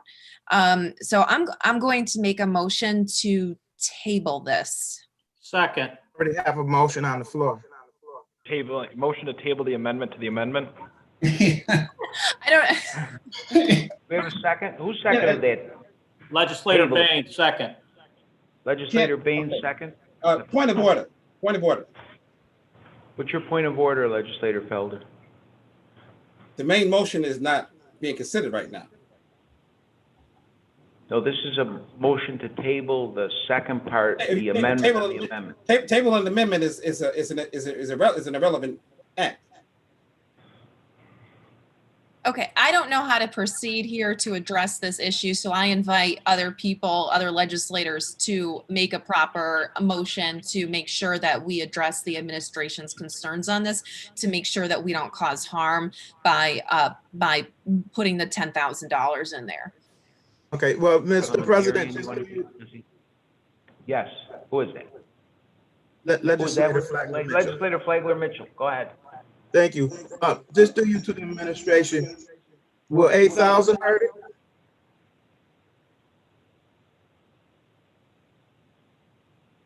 Through the president, again, I think I need to do more research. This is Denise Reed. I think I need to do more research on just the resource limits. Again, it's up to now, it has not been an issue. Most families don't have any resources, but I think the more a family enters into costly funeral arrangements, the likelihood that they have resources that may make them ineligible is a consideration that we need to look into. So I can't say whether it will hurt or harm. I think to County Executive Crossdale's point, the higher you make it, it brings in more families that could be eligible, but it does not necessarily mean that they will be eligible because their resources may take them over the eligibility requirements. Thank you for that. I have an idea if it's okay with the legislators. Why don't we do a roll call vote on the amendment to the amendment, then we'll go back to the first amendment, then we'll go back to the original referral. Mr. President. Unless anyone wants to withdraw an amendment.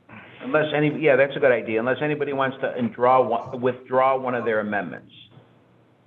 Does anybody want to withdraw one of their amendments? Point of order, Mr. President, Legislator Morelli. Yes, Legislator Morelli? Since there seems to be a lot of discussion on what the bill should actually look like, would it be fair for both of the amendments to be withdrawn and then we table the main motion for the purposes of having a discussion about this particular item outside of the confines of this particular meeting? That would be okay with me. If we withdraw the two amendments, then we go back to the original referral and we have a vote on tabling. And if that vote gets passed, we table it. If not, we go back to the original amendment. The original referral. I'm sorry.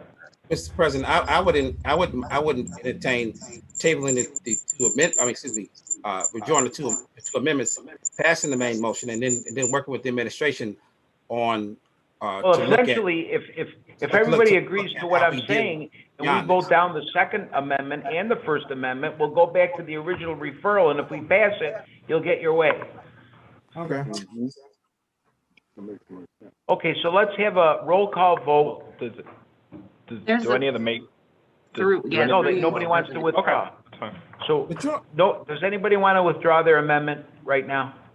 Okay, so let's do a roll call vote on the amendment to the amendment. Okay. And just to summarize, that amendment to the amendment, it's striking the number 7,000 from section 2 and replacing it with the number 10,000. It's striking the entirety of section 4, and it's replacing the heading initially titled section 5 and renumbering it as section 4. Mr. President, before you go. Point of order, Mr. President. Legislator Morelli? Thank you, Mr. President. Is it possible for the administration to just comment on the proper way, the law department, to comment on the proper way to address this process?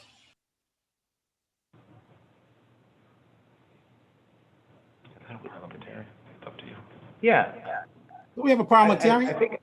I think if we all agree, we're going to go to roll call vote on the amendment to the amendment. It's pretty much up to us and me. So I'm going to have a roll call vote on the amendment to the amendment. Roll call vote. Legislator Baines, Mr. President.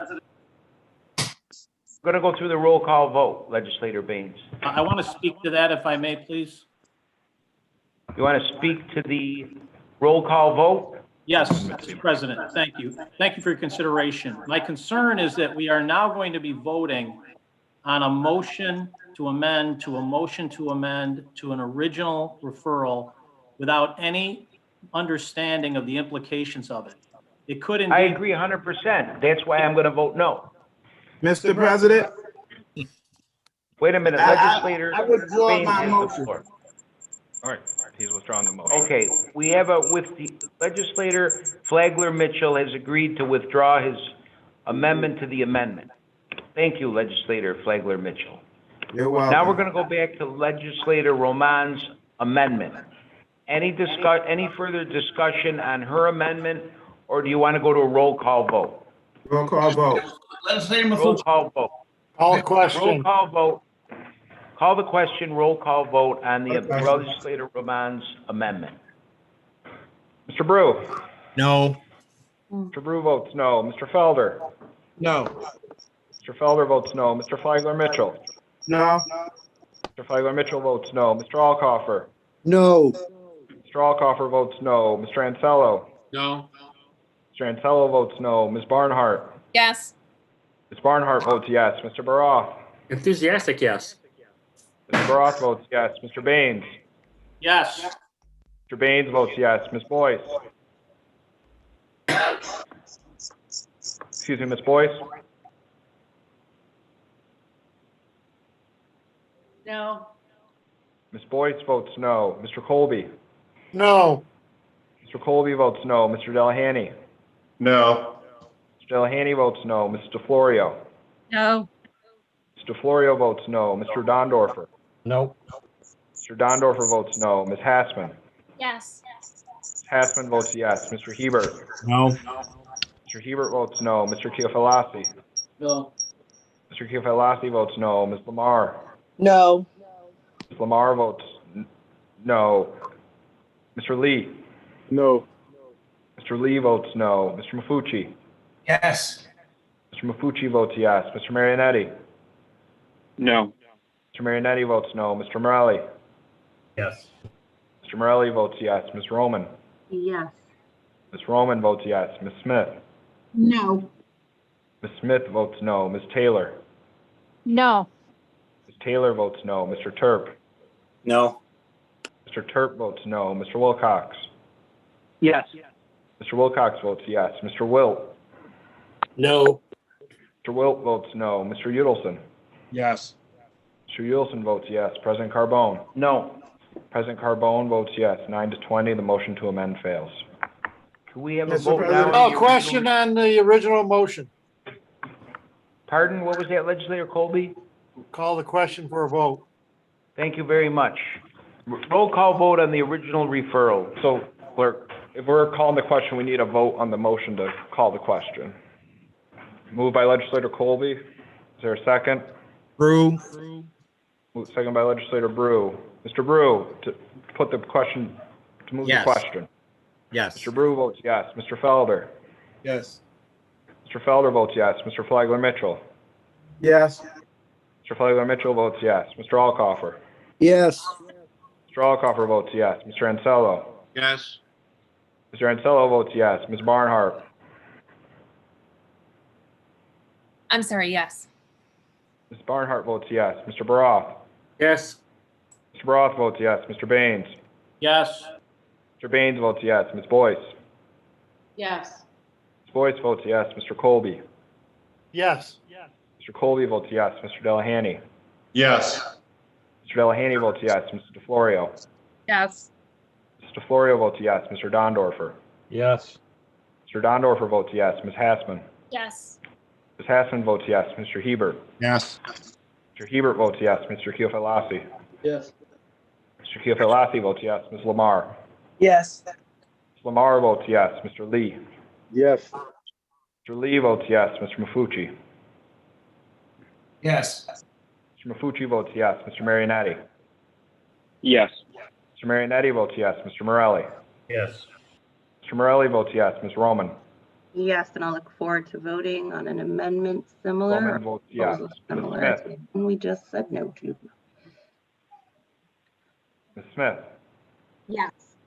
Ms. Smith votes yes. Ms. Taylor? Yes. Ms. Taylor votes yes. Mr. Terp? Yes. Mr. Terp votes yes. Mr. Wilcox? Yes. Mr. Wilcox votes yes. Mr. Wilt? Yes.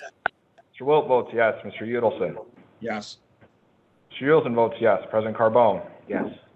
President Carbone votes yes, needing a two-thirds majority.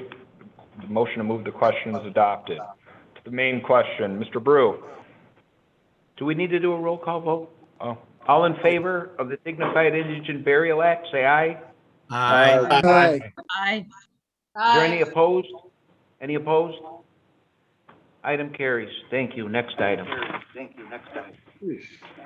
Item number 5, referral 21-0045, designated official newspapers for County of Monroe 2021. Move it, Mr. Moved by Legislator Second. Taylor, seconded by Legislator Delahanty. Is there any discussion? Yes, Mr. President. Have they Legislator looked into Flagler the Mitchell. Southwest Tribune? Through you to the administration? There's a little bit of an echo, Legislator Flagler Mitchell. Did the administration get that question?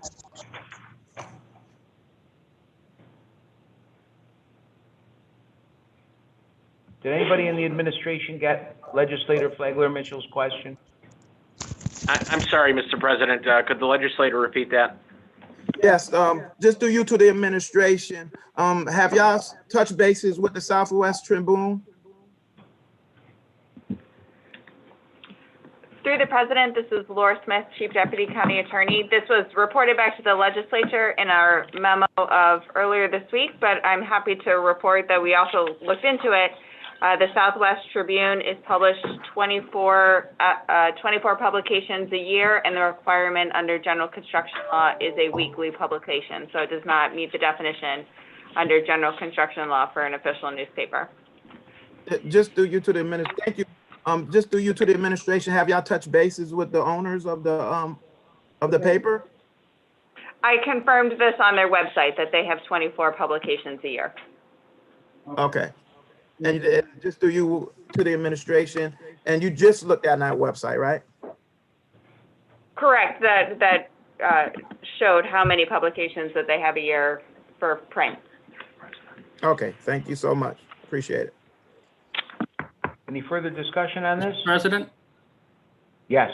I just want to take the opportunity, thank you for recognizing me, to say I appreciate the administration carrying on with having a third paper of record. It's, as many people here know, it's something I think it was important to have a broader representation of our community being having announcements sent their way, and this is a step towards that. And I'm just pleased that we're continuing on what we established the previous year. So thank you.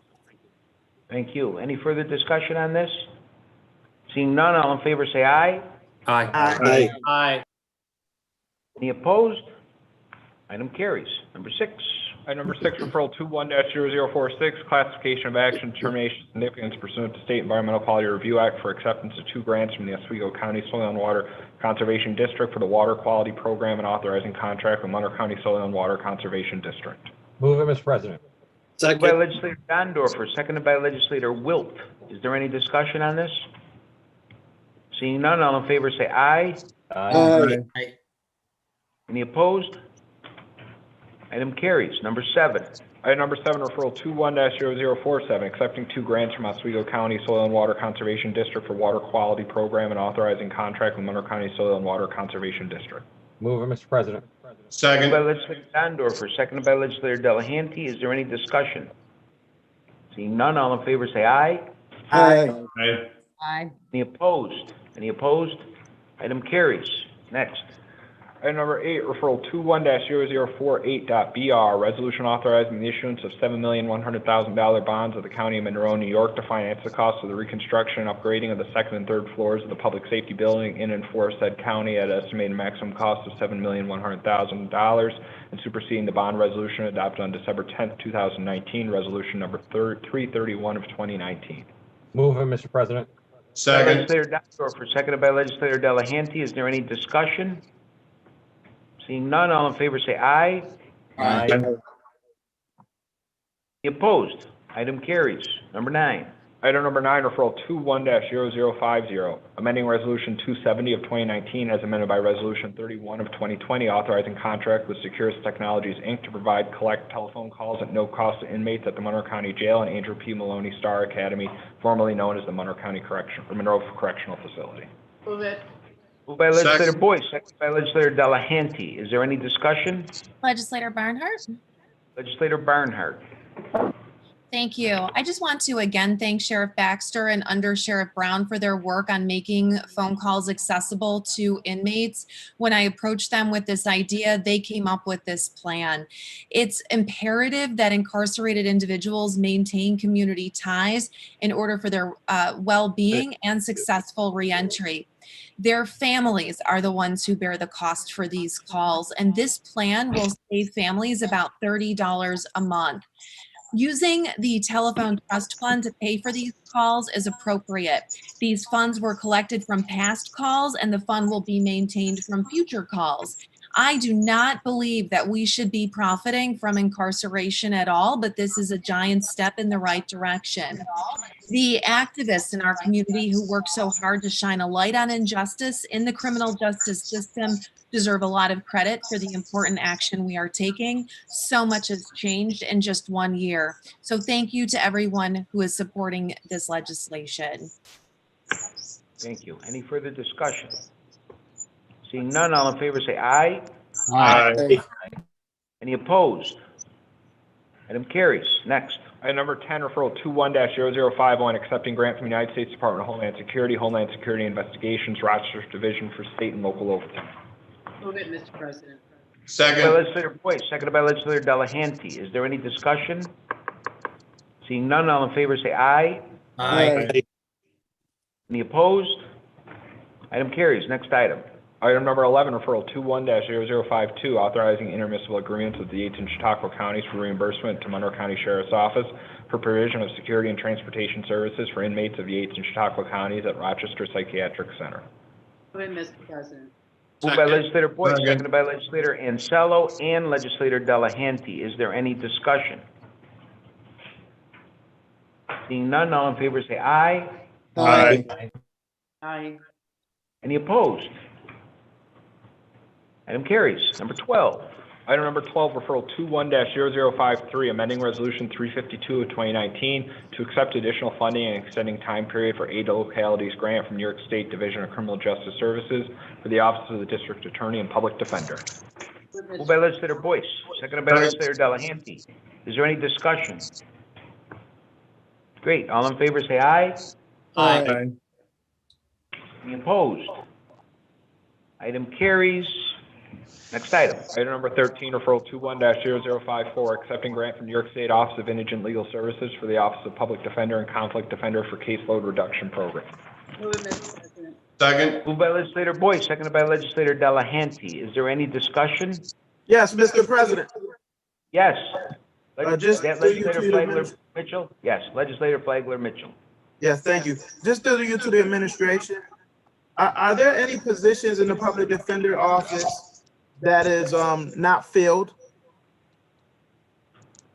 Through you, Mr. President, Tim Donaher, Monroe County Public Defender. We have currently 3 vacancies. 2 people have extended job offers that have accepted and not started yet, and 1 we're awaiting a request to fill. I think it was just submitted to the committee, though, so I don't know if it's in front of the administration.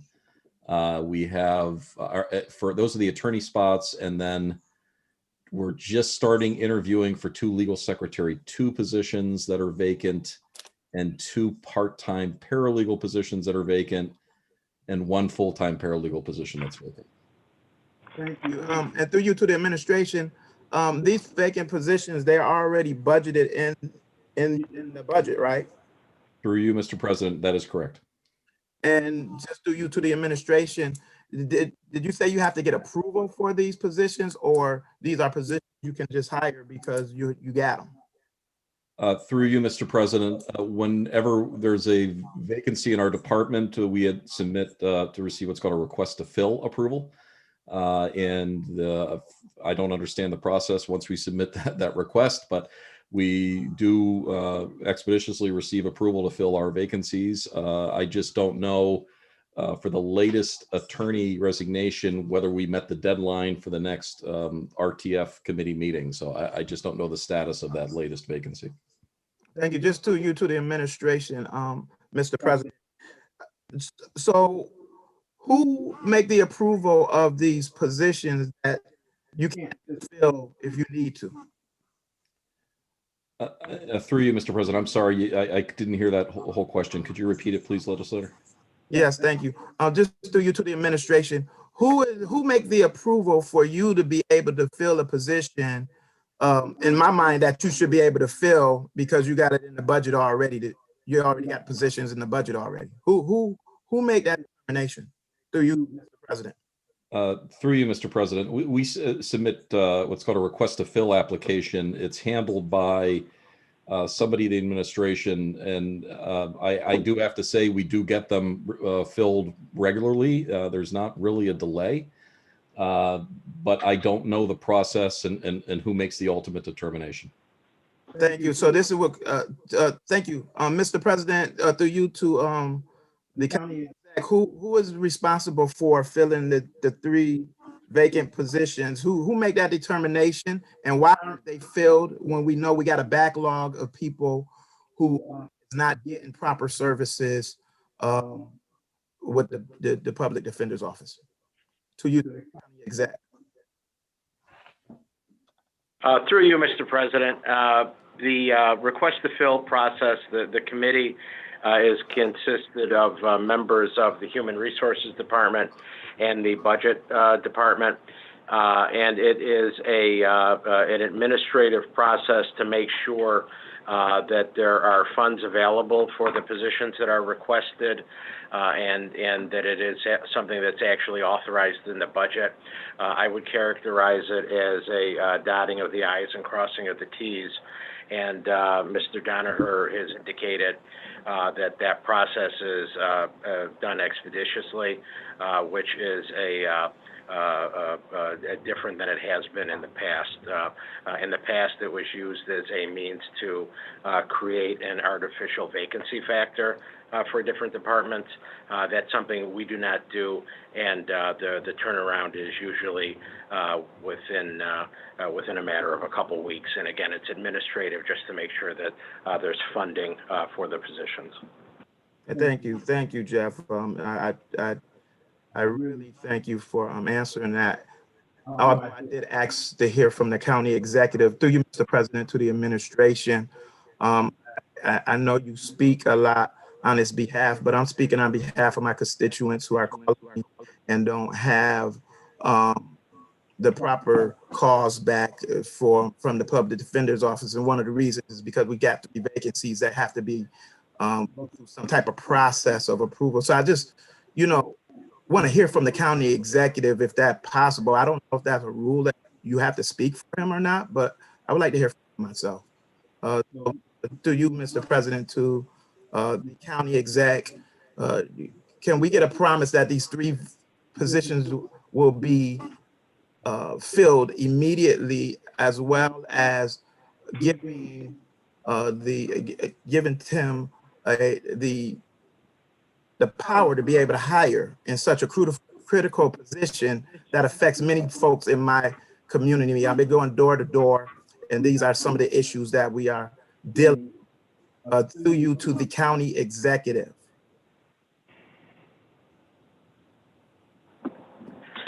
Through you, Mr. President, as you are aware, typically the administration and the people with the direct area knowledge speak on behalf of the county administration and the county executive.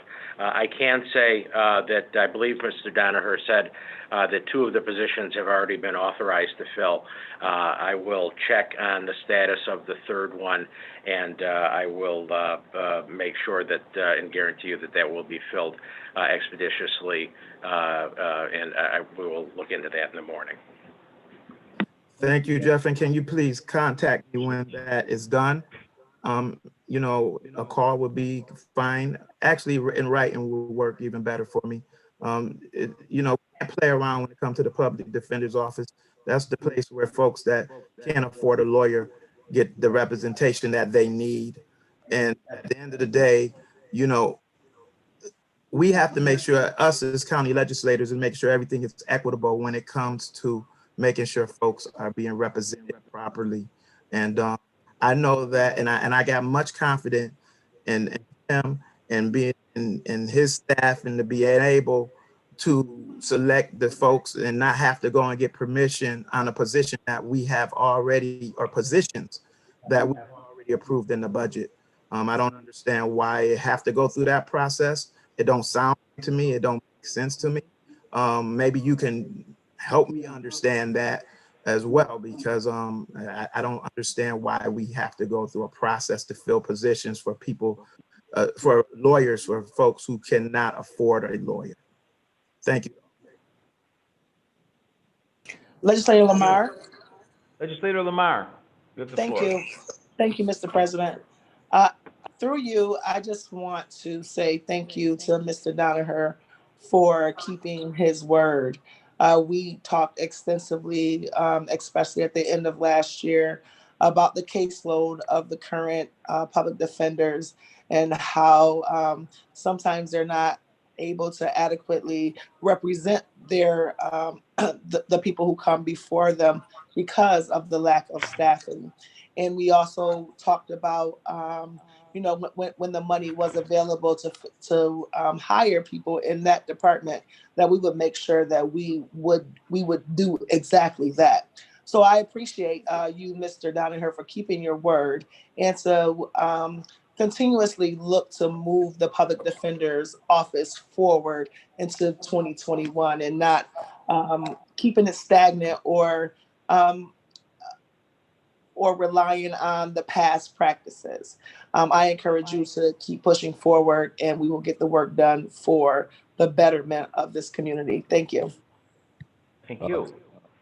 Through you, Mr. President, I would just like to say thank you to this honorable body for its support, as well as to the administration. I do have to underscore that they have been wonderful to work with in creating positions, and I very much appreciate both this body's efforts and the administration in supporting our office. So thank you very much.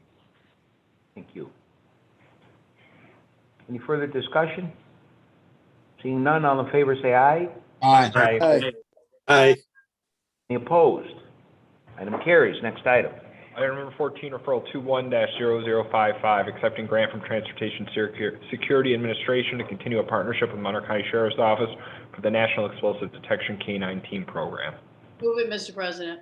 Second. Seconded by legislator Delahanty. Is there any discussion? Seeing none, all in favor say aye. Aye. Aye. Any opposed? Item carries. Next.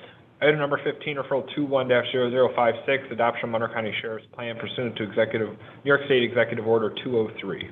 Move it, Mr. President. Second.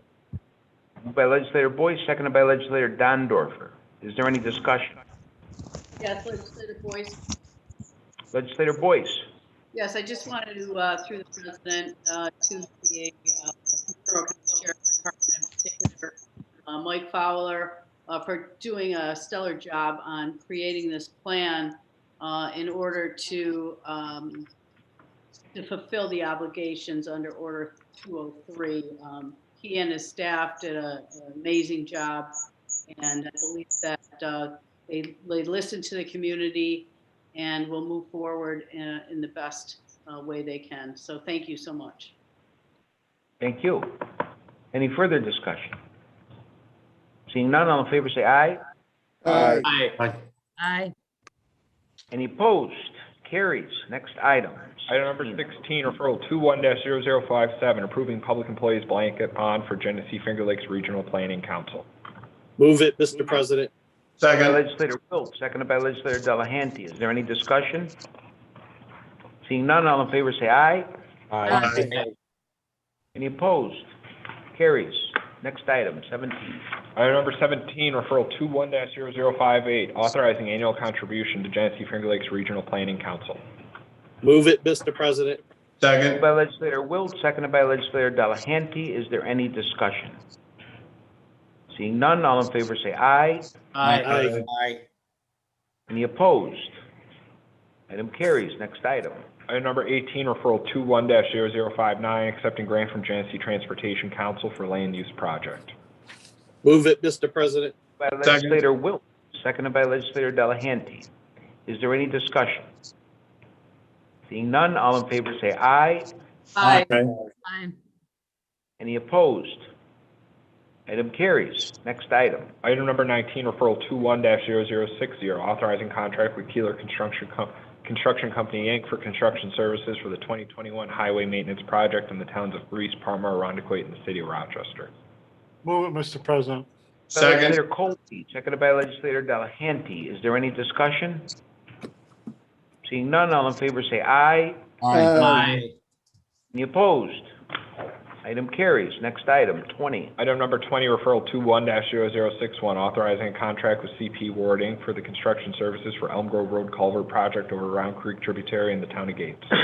Moved by Move it, Mr. legislator President. Colby, Second. seconded by legislator Delahanty. Is there any discussion? Seeing none, all in favor say aye. Aye. Any opposed? Item carries. Next item. Item number 21, referral 21-0062, authorizing acquisition of interest in real property for Lake Road Phase 2 Highway Rehabilitation Project in the town of Webster. Move it, Mr. President. Second. Moved by legislator Colby, seconded by legislator Delahanty. Is there any discussion? Seeing none, all in favor say aye. Aye. Aye. Any opposed? Item carries. Next item. Item number 22, referral 21-0063, classification of action, determination of significance pursuant to the State Environmental Quality Review Act for the acquisition of interest in real property for the Phillips Road Highway Improvement Project located at 800 Phillips Road in the village of Webster. Move it, Mr. President. Second. Moved by legislator Dondorfer, seconded by legislator Wilt. Is there any discussion on this? Seeing none, all in favor say aye. Aye. Any opposed? Item carries. Next item, 23. Item number 23, referral 21-0064, authorizing acquisition of interest in real property for Phillips Road Improvement Project located at 800 Phillips Road in the Village of Webster. Move it, Mr. President. Second. By legislator Colby, seconded by legislator Delahanty. Is there any discussion? Seeing none, all in favor say aye. Aye. Any opposed? Carries. Next item. Item number 24, referral 21-0065, amending resolution 432 of 2017 as amended by resolution 229 of 2018 to increase contracts for provision of mental health, developmental disabilities, and alcoholism and substance abuse services in 2018 for Monroe County Office of Mental Health. Move it, Mr. President. Second. Moved by legislator Smith, seconded by legislator Delahanty. Is there any discussion? Seeing none, all in favor say aye. Aye. Any opposed? Item carries. Next item. Item number 25, referral 21-0066, accepting grant from New York State Office of Children and Family Services for Safe Harbor Initiative for 2021. Move it, Mr. President. Second. Moved by legislator Smith, seconded by legislator Delahanty. Is there any discussion? Seeing none, all in favor say aye. Aye. Any opposed? Item carries. 26. Item number 26, referral 21-0067, accepting grant from Association of Zoos and Aquariums for Orangutan Conservation Project led by Monroe County Seneca Park Zoo. Move it, Mr. President. Second. By legislator Alcoffer, seconded by legislator Delahanty. Is there any discussion? Seeing none, all in favor say aye. Aye.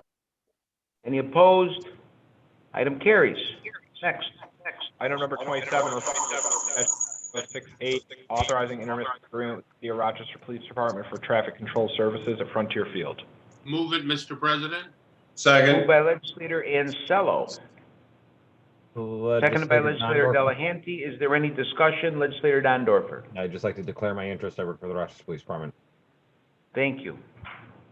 Any further discussion? Seeing none, all in favor say aye. Aye. Aye. Any opposed? Item carries. Next item. Item number 28, referral 21-0069, authorizing intermunicipal agreement with the City of Rochester to accept funding for Monroe County Eviction Prevention Pilot Initiative 2.0 program. Move it, Mr. President. Second. Moved by legislator Ansello, seconded by legislator Delahanty. Is there any Second. discussion? Mark, on the second. Is that legislator Lamar like to second this also? Yes. Yes, okay. Legislator Lamar is also second. Is there any discussion? Yes, Mr. President. Go ahead, legislator Lamar. You have the floor. Thank you. I just would like to thank Deputy Crossdale, Commissioner Wright, and Denise Reed for your tireless efforts on EPI 2.0. I appreciate your transparency and accountability for what happened during EPI 1.0 and the things that we didn't get right. The meeting we had last week was very informative. And I think that we, based on the information that Denise Reed sent over, I believe that we have corrected some of the wrongs that happened the first time around. Thank you for changing the language in the new requirements that not only service renters, but creating a partnership with the landlords.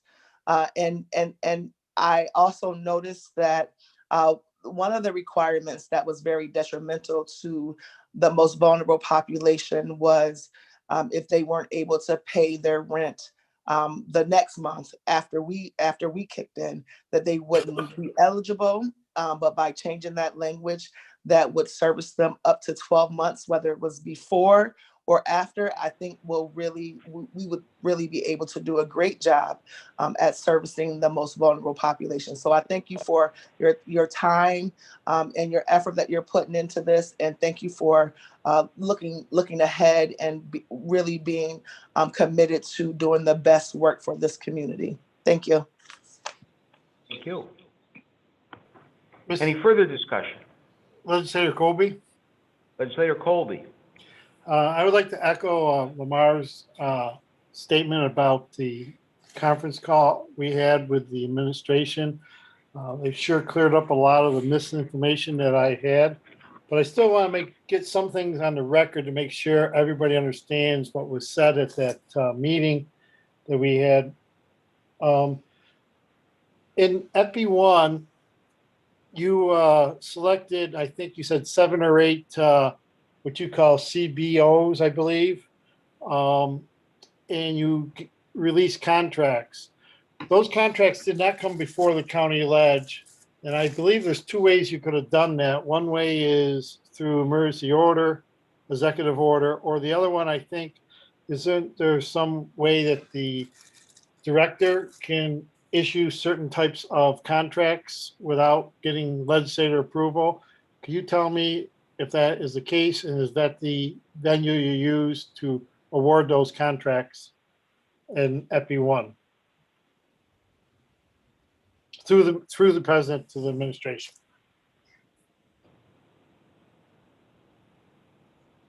That's for me.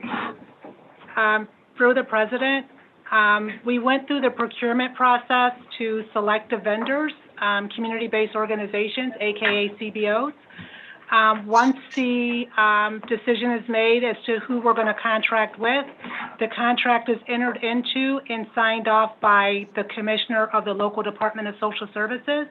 Under social service law, she has the authority to sign off on contracts without legislative approval. Thank you. I understood that, but I just want to make sure that's the avenue you went and not some other way. As we're talking about the COBs for EP2, my understanding you have selected up to 13 possible people that you are working on signing contracts with it at this time. Is that correct? Through the president, that is correct. And since we've spoken, this is Denise, since we've spoken, all those contracts have been offered and accepted. And so there is a final 13 community-based organizations that we'll be working with for this next round of funding. Thank you. Through Mr. President, through you to the administration, all 13 of these CBOs, I'm getting used to your language now, those CBOs are city-based, is that correct? Through the president, that is correct.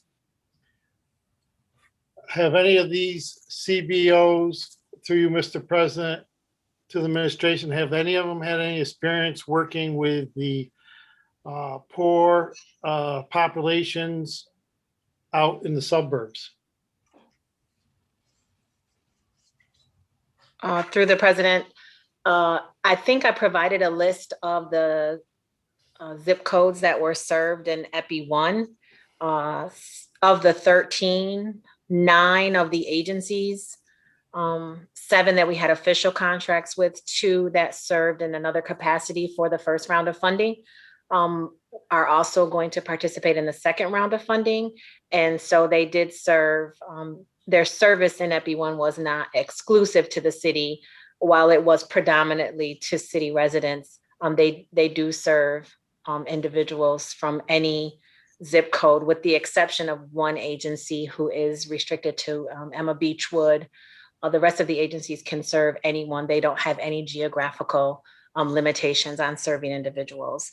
And I think I did mention that one of the CBOs actually will do on-site service, which includes arrangements at county libraries.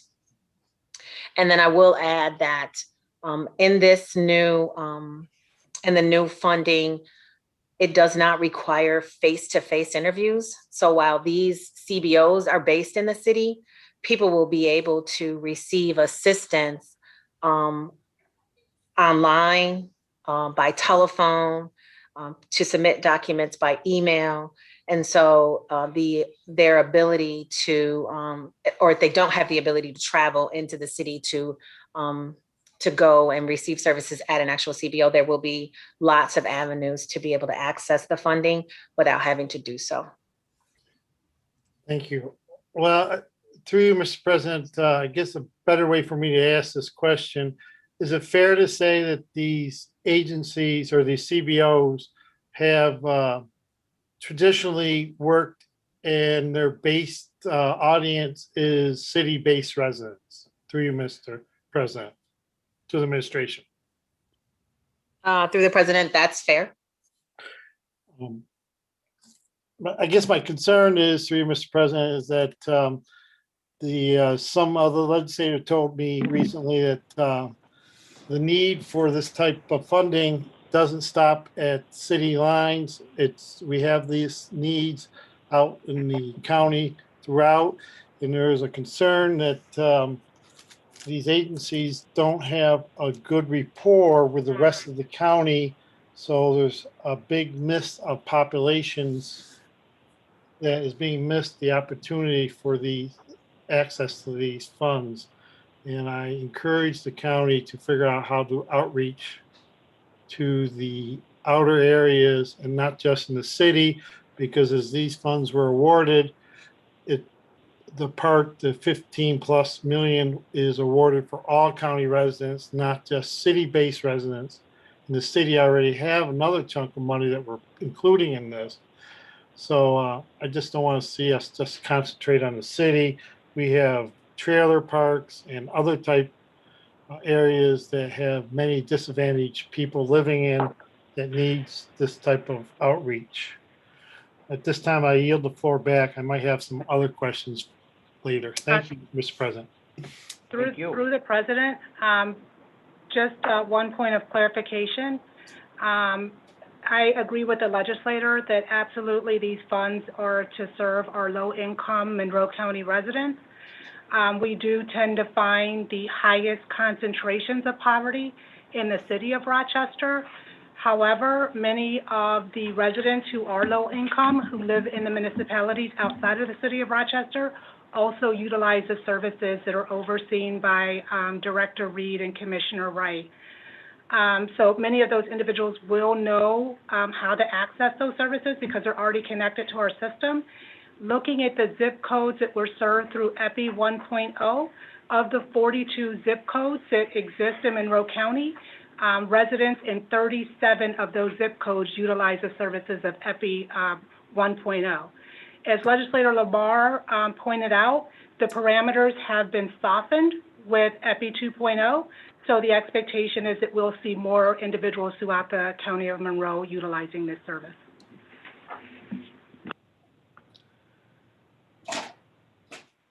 I yield the floor. Just through the president, I have one other thing to add. I do want to also say that in addition to the requirements around eligibility, the income requirements are also higher based on the direction of the Treasury where these stimulus funds come from. So we do hope to serve many more people with this pot of funding. And, you know, we're happy to work with anyone that wants to do any kind of advertisement of the program in their towns or villages. I think I mentioned that the city was planning to do a mailer. We can think about how we could do mailers or other information distribution to let people know about this. And also it will be posted on both the 211 website as well as the Department of Human Services page on the county website. Thank you. Any further discussion on this referral? Hey, Mr. President, Legislator Felder. Yes, Legislator Felder.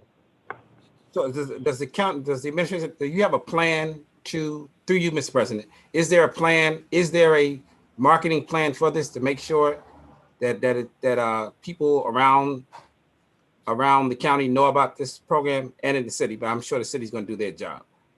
But actually know about the program, because I think a lot of people did not know about this almost until the last minute, and we had a big rush in November, I think November, December, to sign people up. We want to make sure we try to get. Is there a plan to make sure that we have this funding and people know if you're having problems?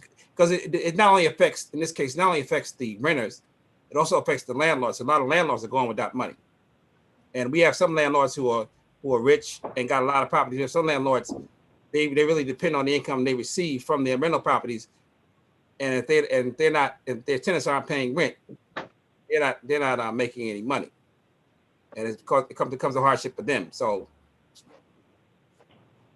Through the president, yes, we are actually actively working on a communication plan right now.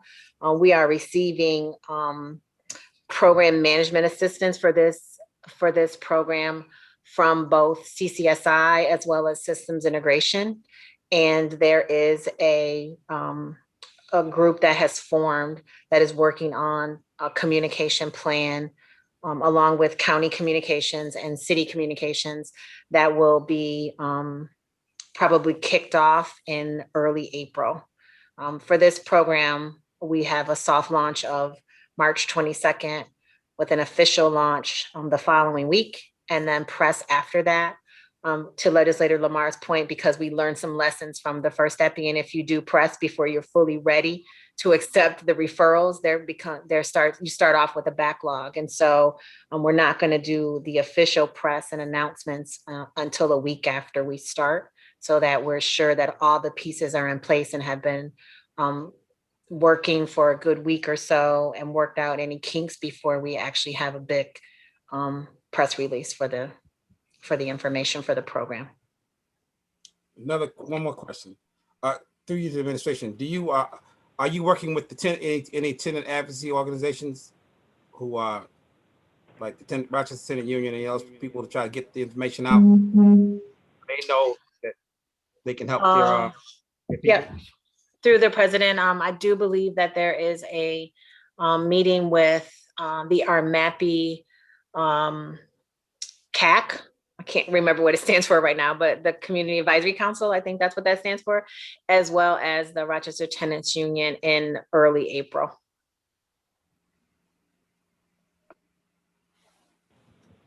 Thank you. I'm done, Mr. President. Any further discussion? One more question, Mr. President. Go ahead, Legislator Lamar. Through you to the administration, is there a plan to contact those who were denied because they weren't able to pay the month after? Is there a plan to reconnect with those people? Through you, Mr. President. Through the president, yes. So the EPI 1 program closed officially for most of the CBOs on January 31st. We have one remaining CBO that is expending the remainder of their funding through the end of this month. But there are other eviction prevention funding streams in the community, particularly the Emergency Solutions Grant, ESG, and the Community Development Block Grant funding, CDBG, which is administered by county planning in conjunction with the city. And it does not have the requirement for you to have the ability to pay ongoing rent. So when our program ended in January, again, for EPI 1, we were receiving project management assistance from systems integration. They were able to pull the data of those individuals who were denied because of being unable to afford ongoing rent, who also had already been to court.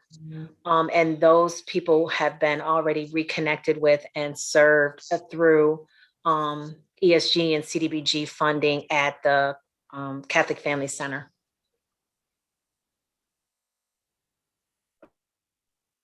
Thank you, Director Reed. Just one more question through you, Mr. President.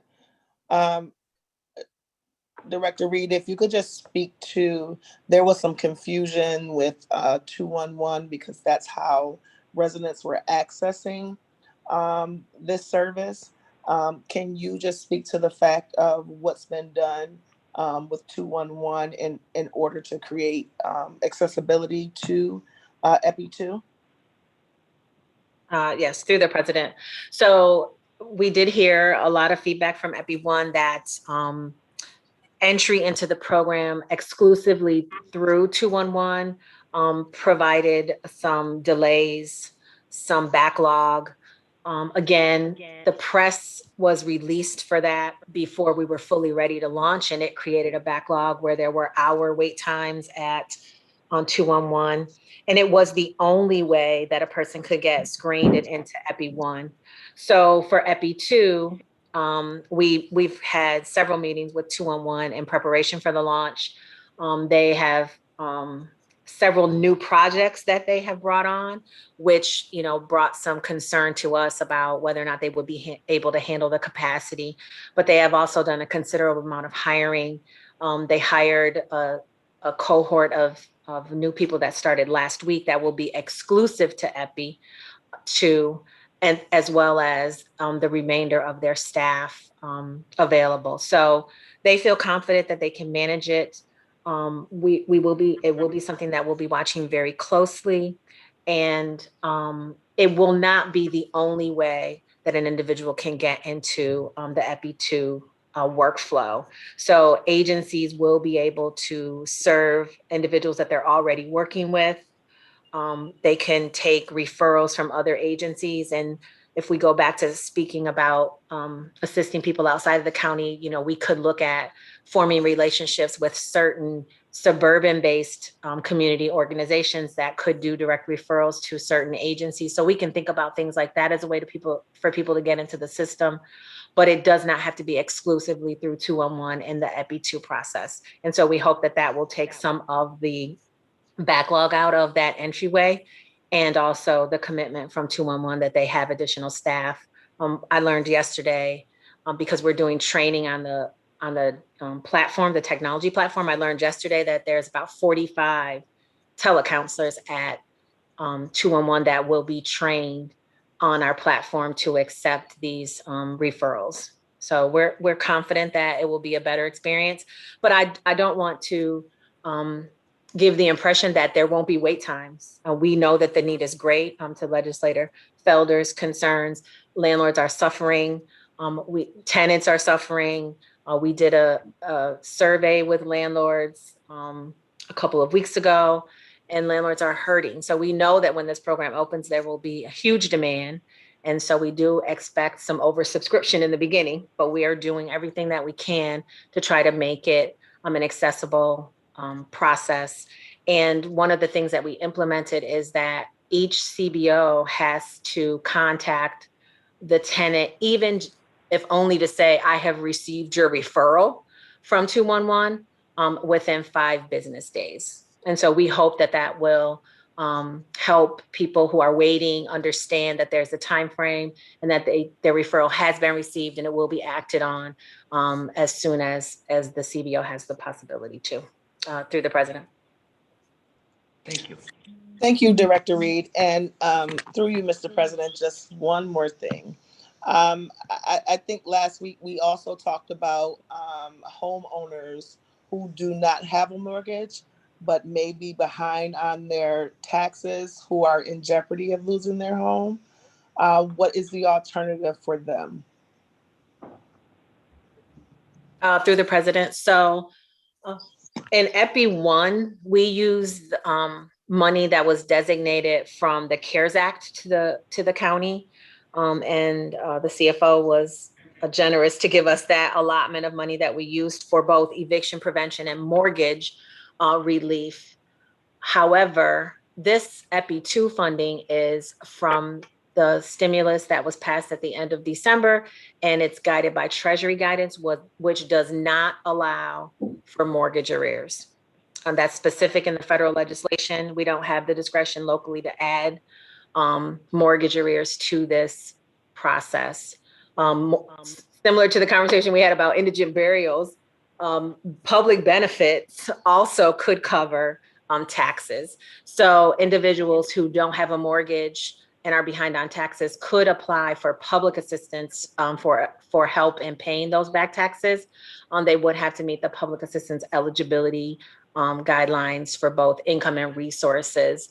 But if you have those, you know, you can refer them to us at DHS, and we will take them through the eligibility process to see if they're eligible to receive assistance with back taxes. Through the president. Thank you. Thank you. I yield the floor. Any further discussion on this one? Yes, President, Legislator Boyce. Go ahead, Legislator Boyce. Yes, I just have a question with regards to this program. Does this prevent eviction if there is due cause, if there's criminal activity going on in the in the residence, or anything like that? Or does this safeguard all those from eviction?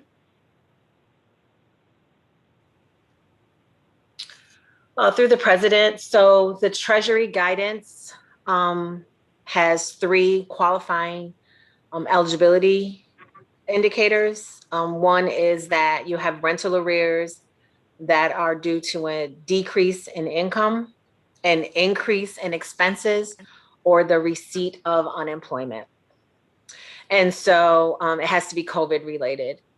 I suppose a landlord could still evict someone if they had a legal court eviction for holdover or other due cause. And it would not prevent that eviction, but we can pay rental arrears as long as the person fits into one of those 3 eligibility criteria that's set by the Treasury. Is that good? Thank you. Any further discussion? Seeing none, all in favor say aye. Aye. Aye. Any opposed? Item carries. Next. Item number 29, referral 21-0070, authorizing settlement of lawsuit in U.S. District Court for the Eastern District of New York, case number 15-CV-6119. Move it, Mr. President. Second. By Legislator Delahanty, seconded by Legislator Hebert. Is there any discussion? Seeing none, all in favor say aye. Aye. Any opposed? Opposed. Legislator Boyce. Anybody else opposed? We don't need to go to roll call vote. 28-1. 28-1. Item carries. Next item. Item number 30, referral 21-0071, accepting grant from United States Department of the Treasury for emergency rent assistance for Monroe County Eviction Prevention Pilot Initiative 2.0 program. Move it, Mr. President. Second. By Legislator Delahanty, seconded by Legislator Hebert. Is there any discussion on this? Legislator Hebert. Yes, Legislator Hebert, you have the floor. Thank you, Mr. President. I believe an amendment that I have proposed to this referral has been distributed to the administration and to both of the other caucuses. I would like to move that amendment at this time. Do we have a second for Legislator Hebert's amendment? Second. Was that Will. Legislator Wilt second? Did everybody have a chance to look it over? Give you a few minutes.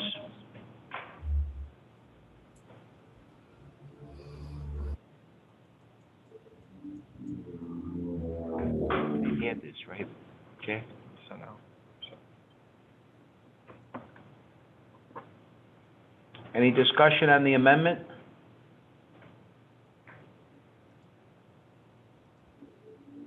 Hearing no discussion on the amendment. All in favor? Aye. Aye. Aye. Any opposed to the amendment? Amendment carries. Back to the original referral as amended. Any discussion on that? Seeing none, all in favor say aye. Aye. Any opposed? Item carries. Next item, 31. Item number 31, referral 21-0072, authorizing issuance of refunding bonds. Move it, Mr. President. Second. By Legislator Delahanty, seconded by Legislator Hebert. Is there any discussion? Mr. President. Yes, Legislator Barrow. Thank you, Mr. President. I just want to say that I'm very supportive of this referral. And I like the fact that the administration is doing their best to save the county literally millions of dollars of refinancing.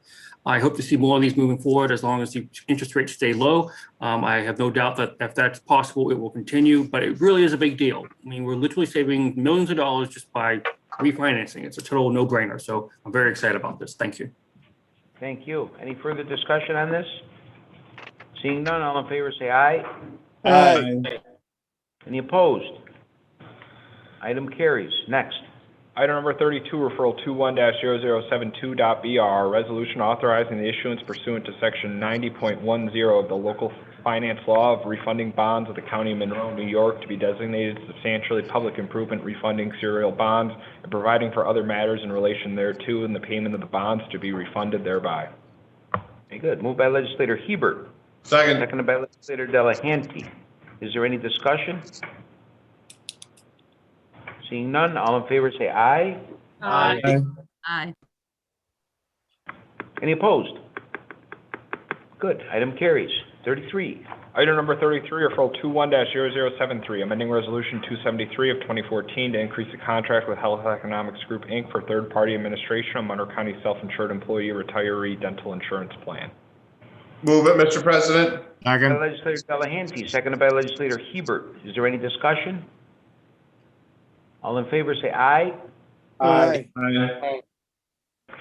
Any opposed? Item carries. Next item. Item number 34, referral 21-0074, confirmation of appointment of Director of the Office of Diversity, Equity, and Inclusion. Move it, Mr. President. Second. Moved by legislator Delahanty, seconded by legislator Hebert. Is there any discussion on this? Legislator Hebert. Legislator Hebert, you have the floor. Thank you, Mr. President. Through you to the administration, or the interview we had with the appointee was an interesting exercise, and I appreciate you setting it up.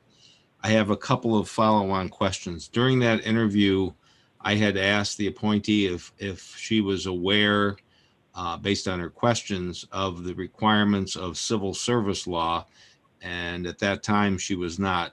Basically, a week has passed. I'm curious if she has done anything to become more knowledgeable on the requirements of our New York State civil service law.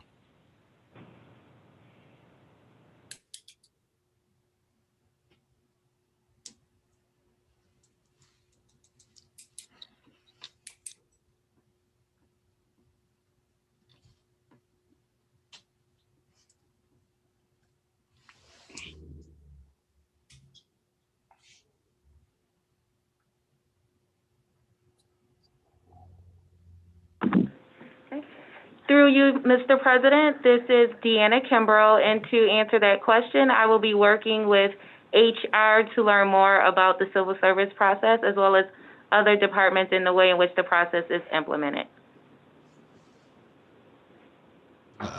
Thank you. Through you, Mr. President. So do I interpret that at this time you've yet had time to do that? So it's a future plan? Correct. I have not yet had the time, but it is in the plans for the near future. Thank you. Through you, Mr. President. Second question through you, Mr. President, to the administration.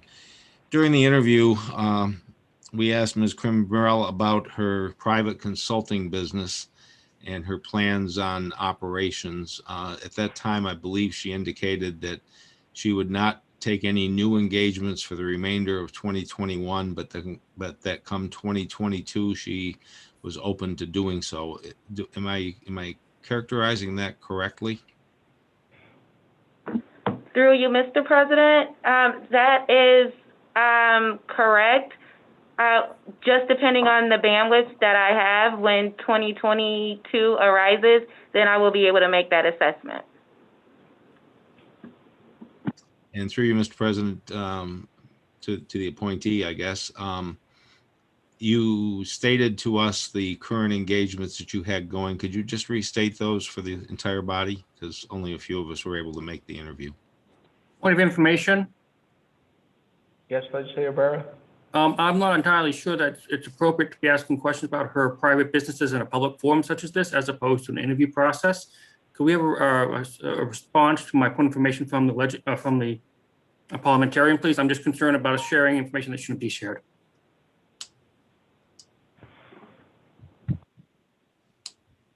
Okay.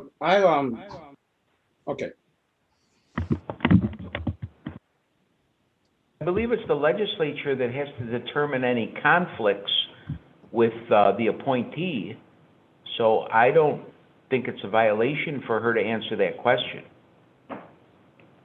So go ahead, you can answer the question. But we're not going to hear from the parliamentarian? I agree with the statement of the president. Well, thank you.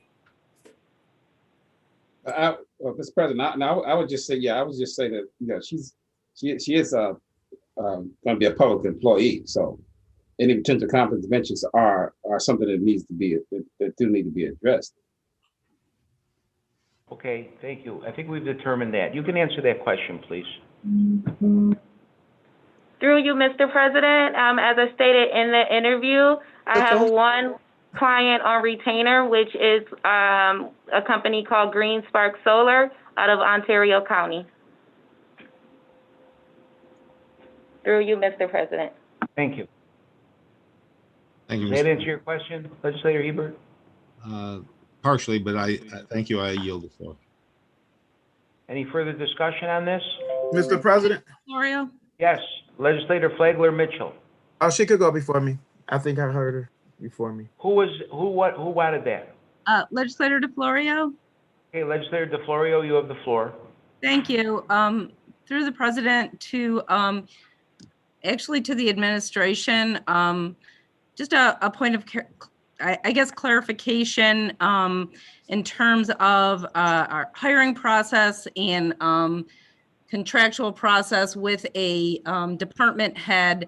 Is there any declaration of conflict or any disclosures that need to be signed or were required to be signed to protect the county against either current or future conflict of interest with outside employment?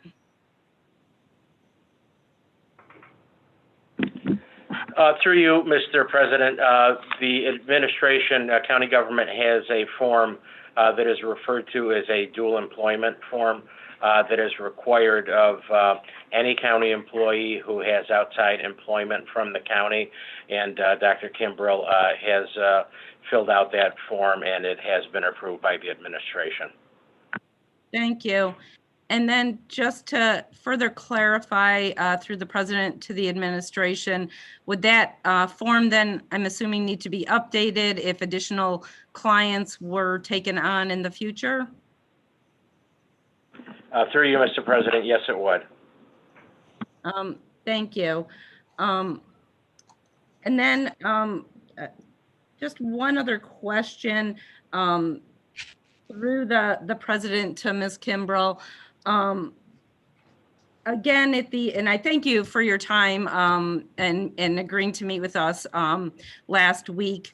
But my question to you is, at that time, the diversity and inclusion plan and committee were brought to your attention, and at least it seemed that you didn't have an awareness of the plan at that time. Have you had a chance to review that plan?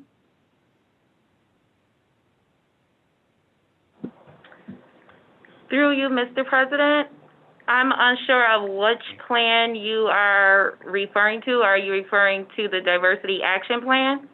Yes, I'm sorry. I called it the wrong thing. I apologize. It's getting late. Okay. Yes, I am familiar with it, and yes, I have reviewed it. Thank you. And through the president to you, Ms. Kimbrell, follow-up question with regard to the plan. Are there any, I guess, anything within the plan that you were not necessarily planning on looking at or addressing? Or is there anything that you feel needs to be included in that plan at this time after your assessment? Through you, Mr. President, actually the plan is really suggestions. So there will need to be a framework developed to kind of build those out and make those practical for the departments. Okay, thank you. And then just one other thing, again, because everyone was not able to attend our time together, could you just again go through, I guess, some of the main accomplishments that you've had in your career? I know you outlined a few of them. And then if you could also just again give us perhaps an idea of some goals and accomplishments that we should be expecting at our budget conversation at the end of the year this year. Through you, Mr. President, some of my accomplishments have been through my work with various organizations like Paychecks and building their diversity, equity, and inclusion strategy from the ground up, as well as Rochester Institute of Technology and implementing programs to increase their women and minority staff in the STEM fields, as well as working with culture with organizations like Sears. So those are just some of the accomplishments that I have had, and some goals that I like to do over the next year for the county is to create a foundation of diversity, equity, and inclusion, which means that we create a culture of that throughout the organization. Throughout the county. We are also training and developing leaders around inclusion, diversity, and equity, as well as educating everyone that works for the county on diversity, equity, and inclusion. And as I stated in our meeting, it is really the foundational work and doing an assessment of each department to determining what the unique needs are. Great, thank you. And then just one other question, I can't remember if I asked or not specifically when we were talking, but would it be possible for us, especially because this is new, right? And so we're all learning, to get either every monthly reports or every other month reports of accomplishments or things that the department is working on, so that we get a better understanding of the department and what your activities you're doing throughout the year, so that we're not waiting till the end of the year, I guess. Is that possible?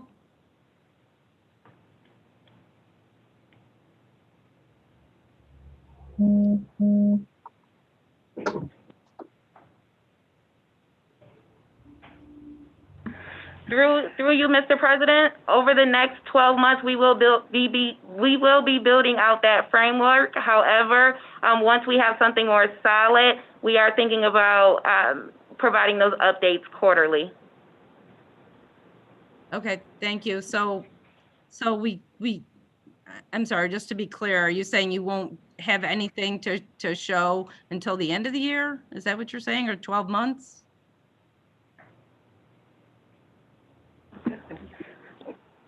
Through you, Mr. President, that is correct. Over the next 12 months, we have to build a foundation so that we can have something to report on. So we can't receive any kind of updates or any kind of report on what you're doing or activities that you're doing over the next couple of, even on a quarterly basis, just to have an idea and to learn a little bit about the department as you go? Point of order, Mr. President, asked and answered. I don't believe it has been asked and answered. The question's been asked several times and the answer has been given. So again, I guess then the answer is no. Thank you, Legislator Morales. Through you, Mr. President, we can and we are willing to provide updates on our progress. However, we won't have any key accomplishments around results over the next year, but we can give updates on our progress as we lay the foundation. Thank you. I have a question on one of DeFlorio's questions. I believe it's to Mr. McCann. You said at the end of the year, if the doctor takes on more clients, she would have to update her dual employment form. Does that mean the administration has the authority to restrict how many new clients she takes on?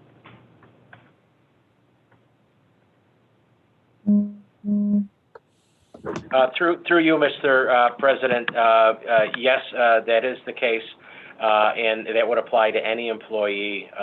Any outside employment has to be approved. What would be the criteria for how many new clients she could take on? Do you have any idea what that would be?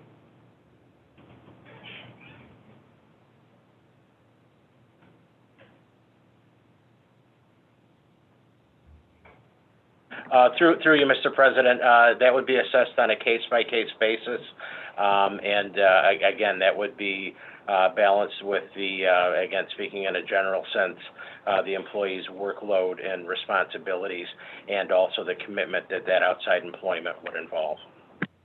So if the administration felt that outside of employment would be too much for her to handle, you have the authority to tell her she can't take on those clients? Through you, Mr. President, or to you, Mr. President, yes, we do. Okay, any further discussion? Yes, Legislator Baines. Mr. President. Legislator Flagler Mitchell, I believe, was next. Go ahead, Legislator Flagler Mitchell.